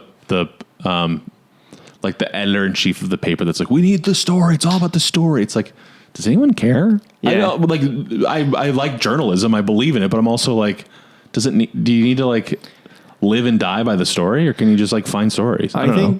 I don't know. I don't know if that's like a stereotype or if that's like a real thing because I never worked in journalism, so I don't know. But I agree with you. That's like a thing. It's like J. Jonah Jameson, Spider-Man. He's always like, we have to find out. I was like, why? I need photos of Spider-Man. It's like, use the old ones. You have them. I don't know. Also, it's kind of dead in the age of the why internet. own Spider-Man? You live in New York City. The Hulk's around. Do you know that guy? That guy all causes the actual Avengers. destruction. Yeah. You don't care about him? Okay, interesting. Just photos of Spider-Man. Yeah. Yeah. That's funny. I never really thought about it like that. Why does he demand just Spider-Man? I don't know. Again, the Avengers are there. They're all there. They're all doing stuff. I'm like, Daredevil? You don't care about Daredevil? Well, he can't see the photos anyway. So where were we? she's in the hospital. She's chained to the Oh, bed. I thought her boss was going to be Pinhead, by the way. I was like, is her boss about to turn into Pinhead? That would have been cool. Yeah. I would have liked that. Yeah, maybe it wasn't. So she starts exploring like the psych ward like hangout area. Which was funny because there's a kid riding his tricycle around. I was like, is this an all ages psych ward? I know. I didn't realize they had those. I don't know. Really made me think of, have you seen Good Burger?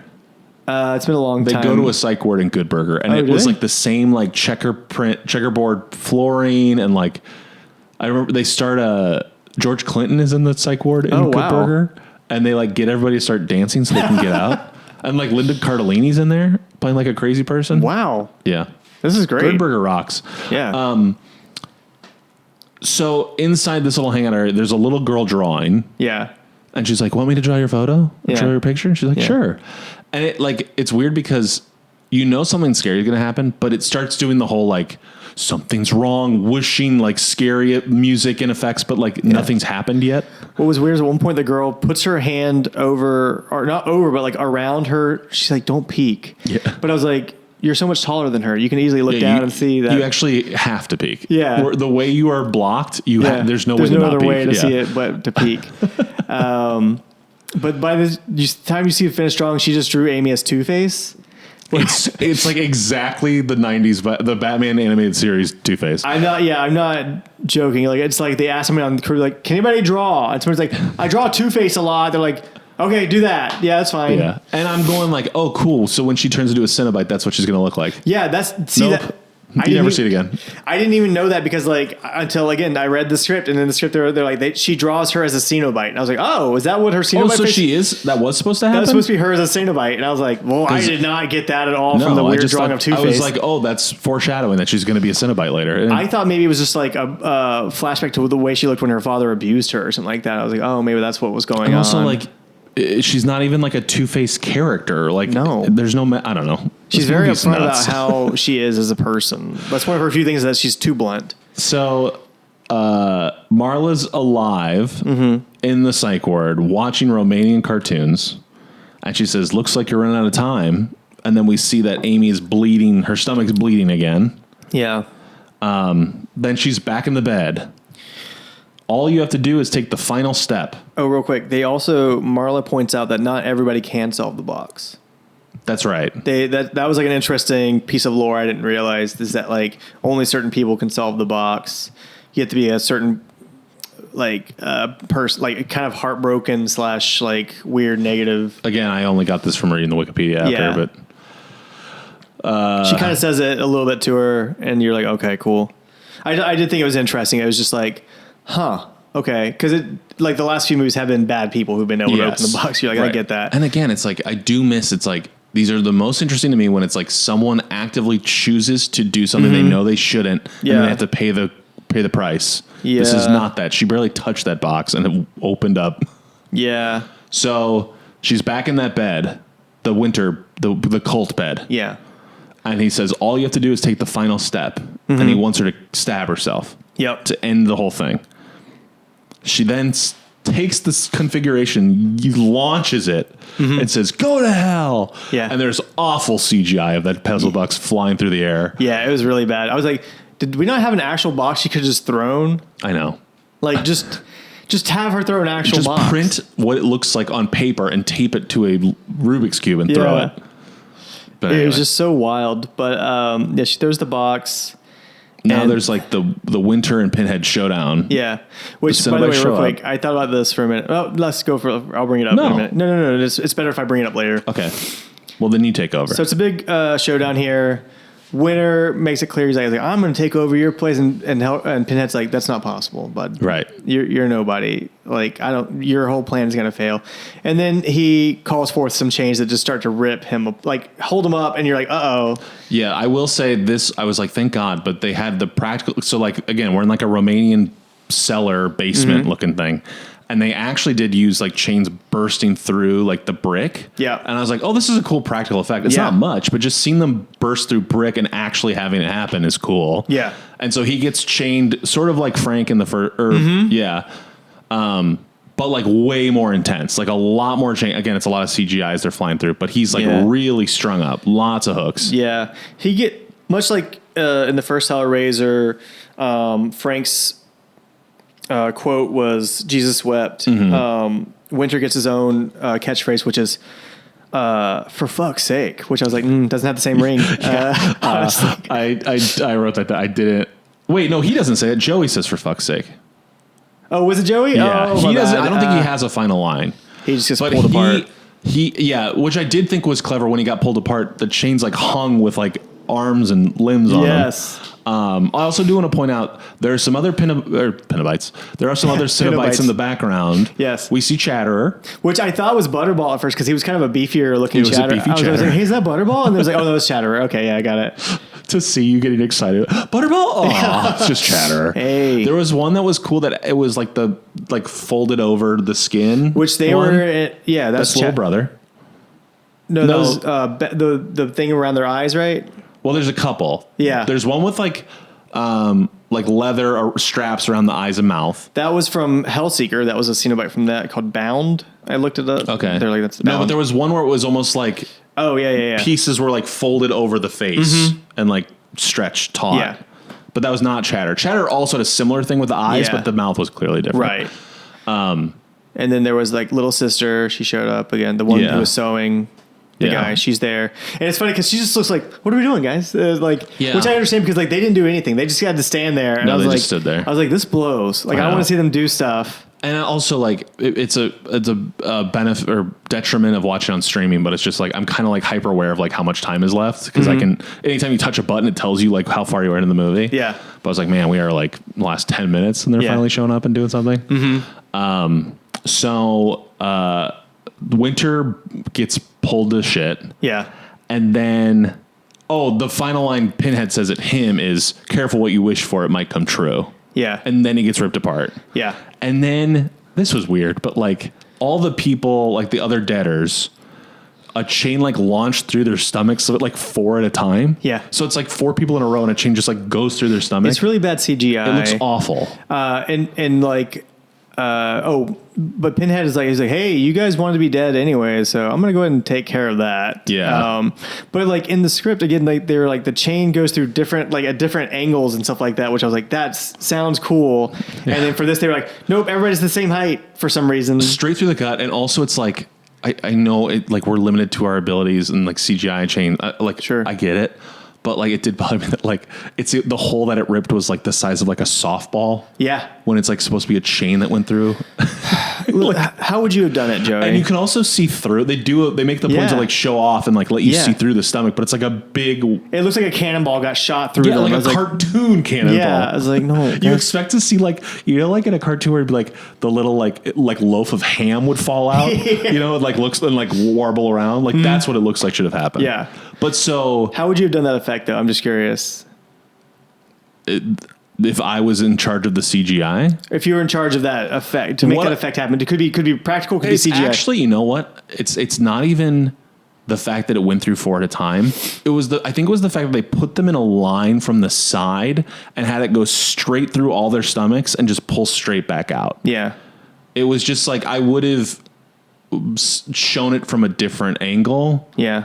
Or even if you're gonna like, you know what I would do is have it go multiple chains, different angles, and maybe have them cinched together. Yeah. So they get pulled into one person. Yeah. And then die or something. I don't know. I think we would have seen a chain. I would maybe see the chain flying at them, and then it cuts to we see them like holding onto pieces of the chain, like going through different parts of their bodies and stuff like Yeah. that, and then they start getting pulled, all of them together. You know what'd be cool too is if maybe you just saw the back person get it. Yeah. And then cut to behind them and have each body fall to show like, oh, it actually went through everybody at the same time.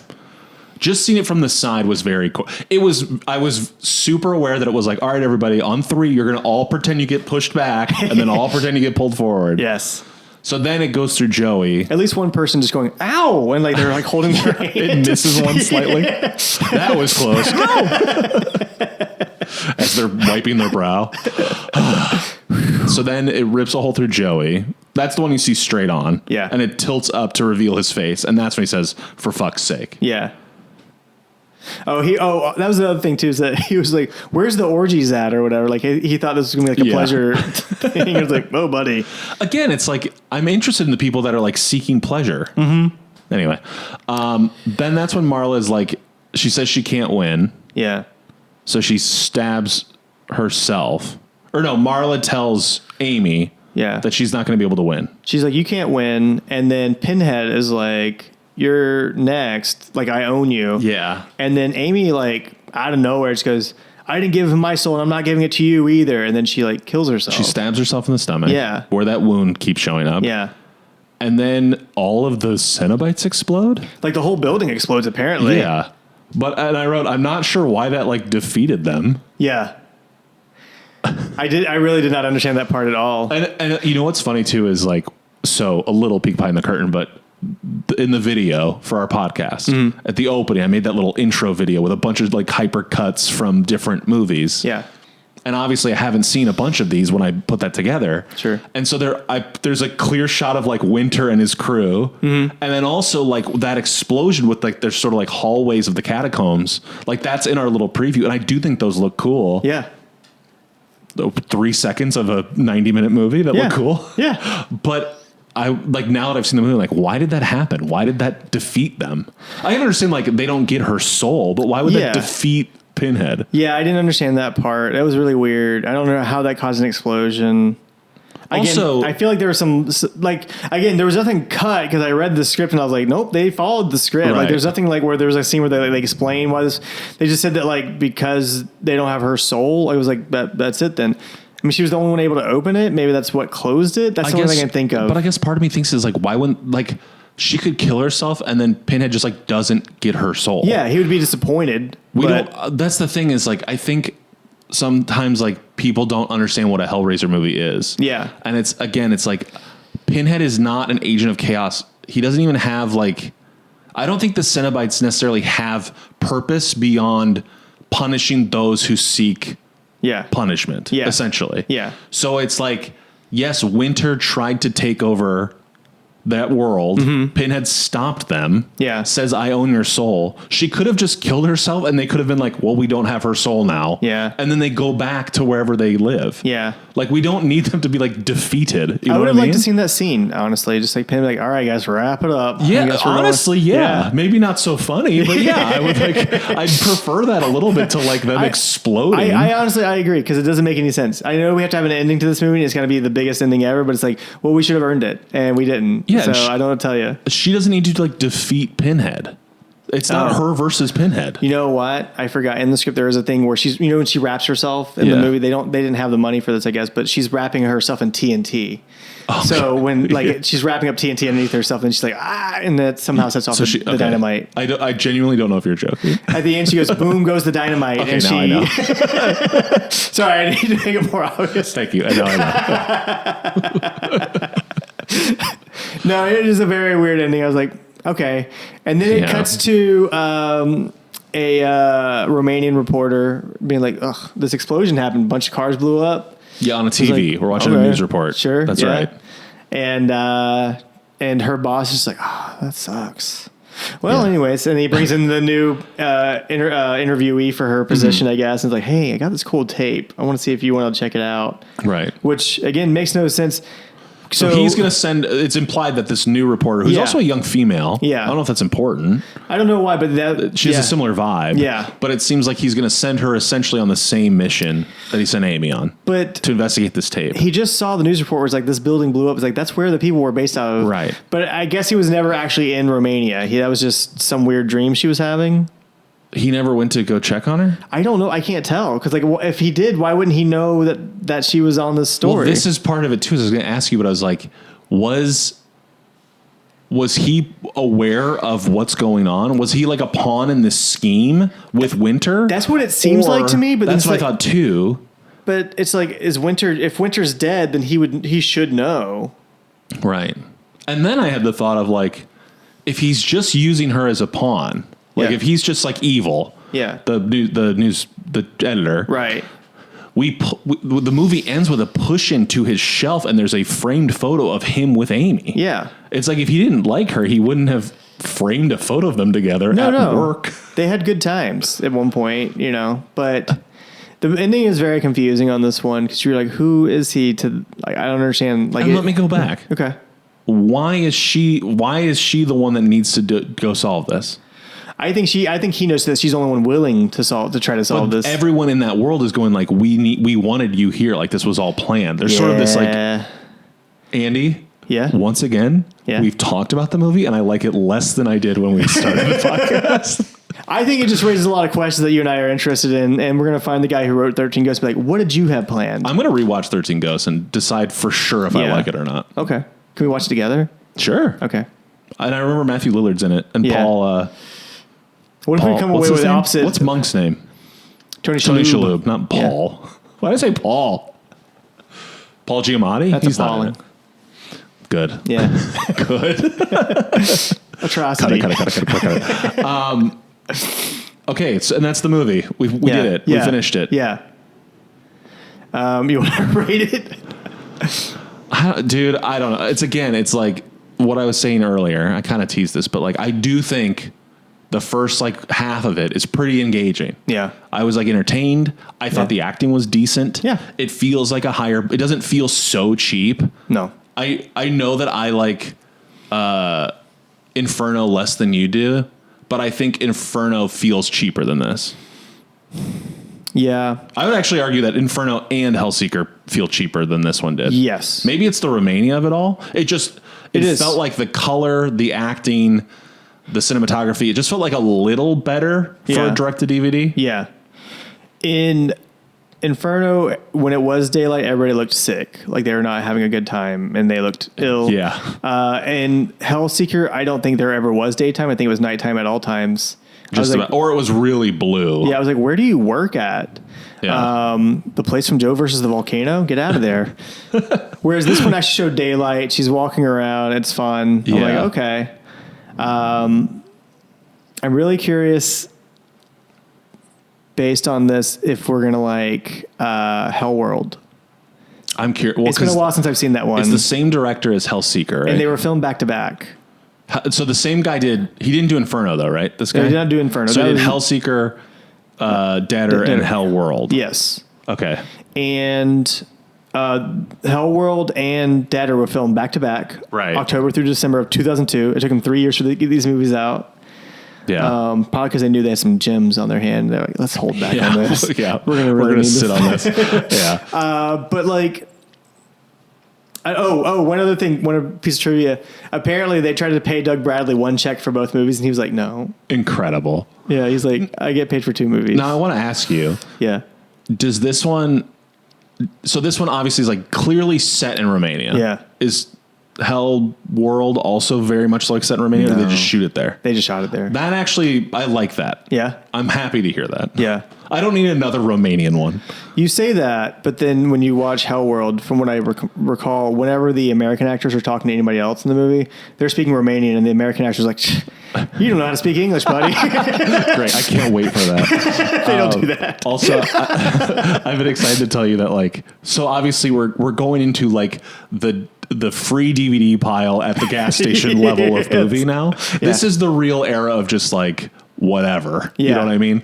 It's not even like cool direct to DVDs. It feels like more cash grabby. Yeah. So the trivia pages are like rife. It's like Yeah. just like, you know, the people that are here really want to be here. Yeah. But obviously IMDb trivia is submitted by people, and then, you know, people voted it helpful or not. But there's one that's heavily editorialized that I want to read for you. Okay. So this is verbatim what it says on IMDb. On the DVDs, there is an Easter egg to find. It shows an old pinhead. It's a great short. Here's how to get to it. And then it tells you like what to click to get to the short. Yeah. But I just really like, on the DVDs, there is an Easter egg to find. It shows an old pinhead. It's a great short. The short film will then begin. Anyway. I want there to be more Hellraiser Easter eggs in other movies, and I want to call them pinheads. I'm like, hey, there's a pinhead in this movie. That's fun. I like that. That's fun. Yeah. Look at that. Hey, there's a little pinhead in this one. Look, there's a pinhead. Yeah. I did see that supposedly the writer got hired because of his unused Freddy vs. Jason script. Yeah. Which, have we ever talked about that movie? Freddy vs. Jason? In person, yes. What are your thoughts? I've never seen it. I think it played in the background one time when I was like doing something, but I wasn't really paying attention. I to capital L love it. You do? Okay. I think it's ranked in the top half of the Fridays for me, for sure. I like it a lot. I like it more than Jason X, which I think you like. I'm sorry. I'm still getting used to the fact that you call Friday the 13th movies Fridays, because every time you do it, I think of Ice Cube and Friday. Oh, that's why you said Ice Cube earlier. You said that I was confused, so I just let it go. So like the Fridays after next? The Friday after next, yeah. Friday the 13th after next. Which they should do. I think it should have been titled Friday the 13th, next Friday the 13th, and Friday the 13th after next. I honestly think Ice Cube would be down for a Friday the 13th movie called The Friday the 13th After Next. I would watch that. I would watch that. I really like Friday and Next Friday. I don't think I've ever seen Friday After Next. I saw Friday After Next at work. Like, I was like... Is this why we talked about Mike Epps? Yes. We were talking about Friday? I think so. Okay. Yeah. God, I just remember we talked about Mike Epps on a different episode. Yeah. Okay. This is the one problem with recording so long after the first few episodes. Yeah. Like, what were we doing again before? What were we catching up on? What was all that stuff we used to talk about? Anyway. Yeah. So just like final thoughts on this. I've been kind of open. Yeah. I thought the first half was great. Yeah. And then it like really falls off the rails. Yeah. I think there's some cool moments throughout the movie. I really like that rave train. I thought that was really fun. And I thought there was like some cool, like, again, the little sister cenobite looked so cool. And I was like, I wish you would do more stuff. I tried to email an account that said Little Cenobite on Instagram, and I don't think that was the right person. Little Cenobite. I think the Littlest Cenobite was a children's book I used to read when I was a kid. It's a thing where like obviously we are like running the franchise, right? Like we made a point, like let's watch all of them. Yeah. I'd say 5, 6, and now 7. I can't imagine recommending to anyone. I think it doesn't mean it's bad. I think it would depend on the circumstances. It's just like, why, you know what I mean? Like, why? Like, what are you looking for? They're like, I don't know, a movie about a cult that doesn't make sense at the end. I'm like, oh, well, have I got a movie for you? Whereas if they were like, I'm looking for some Oscar bait. I'm like, oh, Hellraiser 1. Yeah, I'm looking to watch a movie featuring cenobites, but I'm really afraid of them, so I barely want to see them. Okay, maybe watch Deader. Yes. It's also one of those maybe where I'm like, where did they come up with this? What are they smoking to come up with this stuff? We don't know. Did you read there's a thing on the trivia about a guy who came up with a cool script where it was like the town of Lament, where it's like all the Cenobites live in this town, or like people in these mines like live in this like town, and they're like part of kind of a cult that's like praising that weird giant diamond god that the Cenobites, the Leviathan, worship. Yeah, and then it ends with Leviathan coming to life and eating all of them, and I was like, yeah, honestly, that's cool. I'm on board for that. And then Dimension was like, we don't have the budget for that. God, I was like, guys, how hard is it to find a small town full of mindless worshippers of a demon god? I know. And I understand, like, it's hard to figure out a new take on the Cenobites and this world, but I think I'm done with like people accidentally finding this box and having to be some sort of journalist or cop. Well, then I think you'll like the next movie. Really? Yeah. Okay. There's no journalists. There are some cops at the end. They're not really the main characters in this. I just feel like with the director aside, I do feel like Inferno, Hellseeker, and now Deader feel kind of like a new style of Hellraiser movie. Yeah. Don't you think? I think so. I feel like the fifth one was decent enough that they were like, let's just make another one of these. And that's what Hellseeker became. Mm-hmm. That guy wasn't a journalist or a policeman. Correct. They were just trying something like a weird, like kind of mental horror game, I guess. I don't know. And then they had another director for this movie, but they brought the same director from Hellseeker over to this one. And so then he was like, I'm just going to keep doing my thing. Which I was like, I don't know that works with this necessarily. We were talking about this earlier. We don't necessarily think this director's like the best for this type of movie. No, I'm ready for him to go. Yeah. Well, he's not. He's doing the next one. I know, and I'm bummed about that, but that's okay. I guess it's more not just like journalists and cops, but it's more like someone finds the box, doesn't know what it is, and it's just like digging deeper and deeper to find like a seedier underbelly, and then they kind of start to go crazy, and it's like, what's going on, what's real, what's not. Like that's sort of the theme of the last couple. Is the next one that? No, it's a very weird movie. Okay. Honestly, I mean, like Zag, baby. Give me a Zag. I mean, there's still there. Don't get me wrong, same director, so there is a lot I of know. like, oh, was that a dream or was that real? You know, Yeah, moments. but I okay. think We're overall- going to go with a full pin rating in a second. Yeah. But I want to know Inferno, Hellseeker, Deader. Rate them. yeah. 1, 2, 3. What's Oh, your of the what's three? your order of? Inferno, number 1. Deader 2, Hellseeker 3.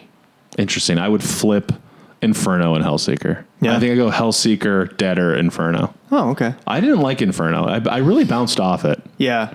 I really liked. I will say this: every time I think of Inferno, I do think of that weird gamble, like casino scene, followed by the Kung Fu Cowboys The beating up the police officer. Like the Kung Fu Cowboy is funny, but it's so quick. It was such a weird moment. I was just like, this movie, okay, where are we going with this? I also like the weird scene where he stumbles out of the hotel room and then the two lady cenobites come Oh, on to yeah, him. really hit on him. And he was like, I'm into this. And I was like, their Yeah. hands are in your skin, you weirdo. Yeah, in his chest. Yeah. I might have, once we've run the series, I might have to, Go back and watch all of them again. no, God, no. But I might rewatch Inferno just to be like, do I like this more than you know Yeah. what? Because I do think, a little tease, I do think we do an episode where it's just our discussion of the ranking. Yeah. Or maybe just our final episode, we do a little segment Yeah. where we talk about it. But I think I will try to rewatch it before then. I will say that sometimes circumstances affect the way you are watching a movie. When I was watching Hellraiser Inferno, I think I was getting clean for the first time in like years. Yeah. So I think that was like, I can relate to this guy in a lot You of were ways. like, I really need to throw something on while I'm getting clean. How about Hellraiser 5? Yeah. It was not through a therapy treatment. My wife just locked me in No. my back bedroom with Yeah. a laptop and a single movie.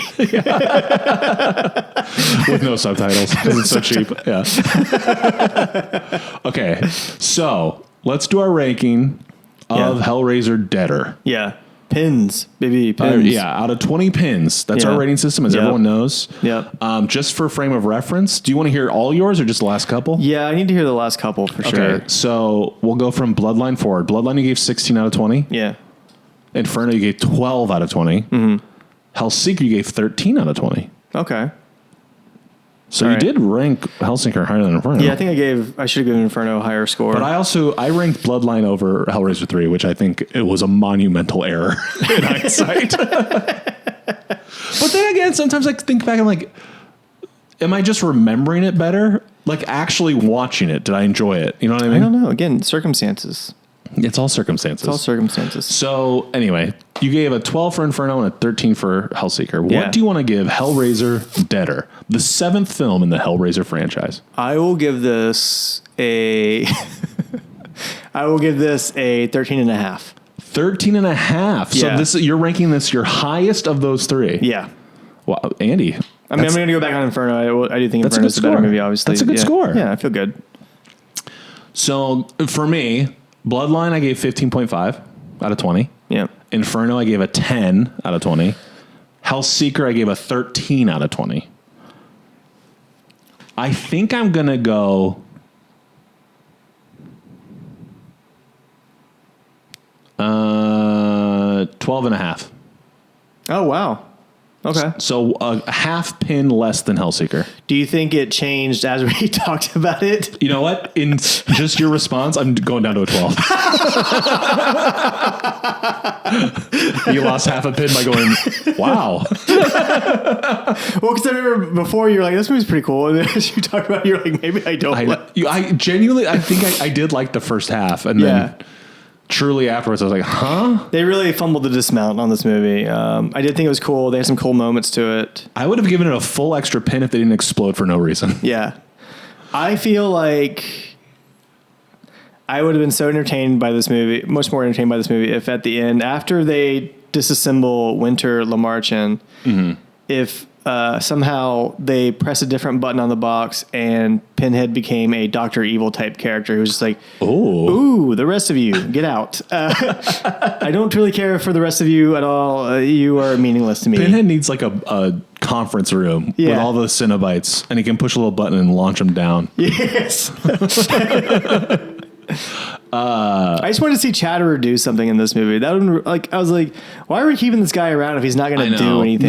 He didn't even chatter. No, His teeth did not chatter. His teeth moved namesake. a very slight bit, and that's the only reason I knew it was him because I did think it was Butterball for a minute. I was like, is that Butterball? I was like, where's his glasses? And I was like, oh wait, no, that's just. I am actually like, you know, the whole premise of this podcast being like, I haven't seen most of these movies and we're discussing them, but like, I am shocked to find that so few of the Cenobites return. Yeah. I just assumed it was the team of 4 everywhere, but it's not. It's Pinhead and like a couple different ones that pop in and out. Yeah. Like I thought Butterball was going to be there for life.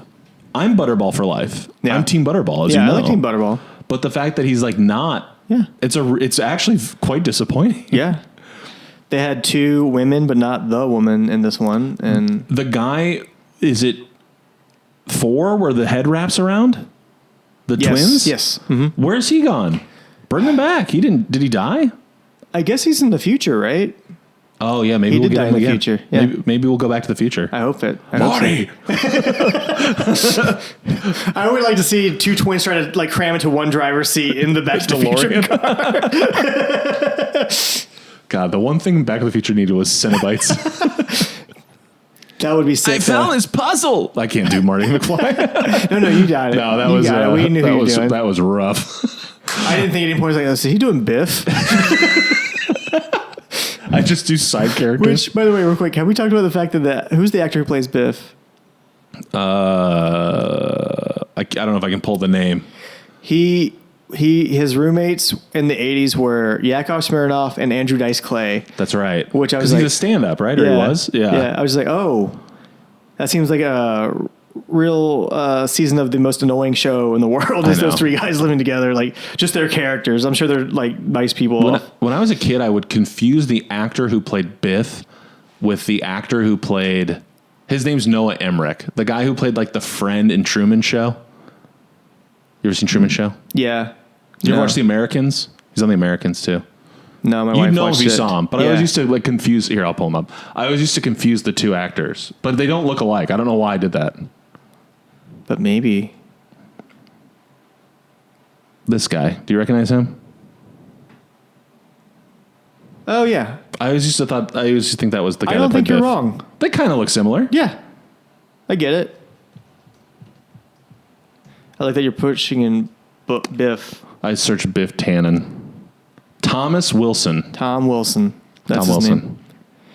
Anyway, He seems like a very nice guy, and I think it's funny that he's so known for Back to the Future that he has a little card that just answers people questions about Back to the Future. that's funny. He just hands it over. He's like, here you go. Yeah. And it says, yes, Michael J. Fox is a nice guy. Yes, this was fun. No, I didn't actually crash into manure. It was actually made up of this. Yeah, that's funny. Yeah. That's like those. Didn't Steve Martin have some sort of like card he would send back to fans? Yeah, he would give it to him. Yeah. He's like, this card certifies that you've met Steve Martin. Yeah, whatever it was. That's pretty cool. Love it. Hell World is next. Yep. I'm excited for this one. Mm-hmm. Partially because Deader is the worst name for a movie I've ever heard. Yeah. And also has another, like, we're also in a string of disappointing box art. Yeah. The poster art for these movies has been kind of rough. Man, I just wish I could have sat in on some of those meetings at Dimension where they're just like, okay, we're going to make another Hellraiser. Let's not do anything of interest with this movie. We can get 4 actors for each movie. And I don't know. Let's just not do anything fun with the art whatsoever. Here's a nickel. Make a movie. Yeah, exactly. Also, here's just an old script. Who knows what it's about, but put Pinhead in it. Yeah. It's just National Lampoon's. Hang on. Andy? Have you stumbled on the most brilliant thing I've ever heard? Hell World, though, the poster has that like Matrix code thing going on, right? I'm excited for whatever it is. Oh, you say I that now. assume there's some sort of internet base. Is he like what if Pinhead's like a meme or like a internet snuff film that circulates? Do you want me to tell you or do you want to find out? I mean, I think you should give a little tease. It's a video game. Really? Yeah. That actually fires me up. Get with the times. Do it, guys. Let's go. Because the thing is, like, again, I didn't hate Deader, but like that could have been set anytime. There was no tech Nah. There's no other. It was in VHS. Yeah. It could have been a 90s movie. I think it should have been. But I'm like kind of excited to like embrace some modern tech or whatever. Yeah. Speaking of modern tech, there's a Hellraiser video game we gotta. Oh yeah, Is I'm that very out, excited or about is it that. just coming out? No, it's still like soon, hasn't right? come out yet. Just they showed some like I think they released a video yesterday of like them playing the game. I was like, this game looks sick. I think people are playing it now, right? Like there's some sort of like beta test or whatever, something like that. I'm hoping that while we're still doing the pod, we get a chance to play it and talk about it. Yeah, Because it seems like a fun place to explore. our pod ends next week, so we'll see. That's right. Shit. Boy. Wait. We're on 7 and there's 11, right? Yeah. So then Hell World is 8. Yeah. What are 9 and 10? Revelations. Revelations. That's and the then, one you haven't. And Resuscitations. oh, I can think of it. Which one's the one? Judgment. Judgment. There Right. you go. Yeah. And you have seen, I've seen Judgment. but not Revelations. Not That's Revelations. the different actor Yeah. one. Well, they both have different actors, but yeah. Pinhead's different in both? Yeah. I thought there was only one without Doug. No, there's 3 now without Doug. Well, the reboot. yeah. Are they different in both of those? Is the guy different in Judgment and Yes. Revelations? Oh, okay. Got it. Yeah. Okay. It's going to be good, though. We'll see. Yeah, we'll see. What, No, it'll be fun. I'm really looking What are forward to your this. memories of Hell World? How did it compare to these other ones in your brain? Well, I will say, unlike a lot of these movies, a lot of the other Hellraisers, they really took a chance on an unknown actor named Henry Cavill. Is he in it? Yeah. Okay. I like him. Yeah. Superman. I mean, they took a gamble, and I think seems like he's delivering now. Cool. Also, we've talked about this actor several times, and I can still never remember his name. He played Tom Bishop. Wilson? He played Bishop in Oh. Alien. Lance Hendrickson. Lance Hendrickson from Millennium Yes. is in this movie as well. That's right. Okay, Yeah. cool. So I'm interested. I think those parts are cool. Lance Hendrickson's story is very funny to me that he just happened to be in Romania and they bumped into him and they're like, "Hey, do you want to do another movie?" He's like, "Cancel my flight." dude, hey, get the work. If you can. Yeah, why Hell not? yeah. Let's get on it. Great stuff. Annie, what a pleasure, as Yeah. always. You too, Johnny. Everyone who's been commenting, listening, sharing, liking, Yes. subscribing. Thank you so much. Yeah, thanks. That's very kind. It's cool. Yeah. And keep enjoying it, I hope. Keep Helen. Keep on Helen. Yeah. And if your name is Helen, keep on Helen. What was that Kids in the Hall thing? Like 30 Helens agree. You know what I'm talking about? Oh. Anyway. I know that sketch, but I can't remember what happened to I it. can't remember how many Helens it was. Yeah. How many Helens was it? Anyway. Do you want to look it up? No. No. Great episode. Great Andy, episode. what a pleasure. You too, Joey. And we'll see you next week with Hellraiser Hell World. Hell World. Hell World. All right. We love you. See you later. Bye. Bye.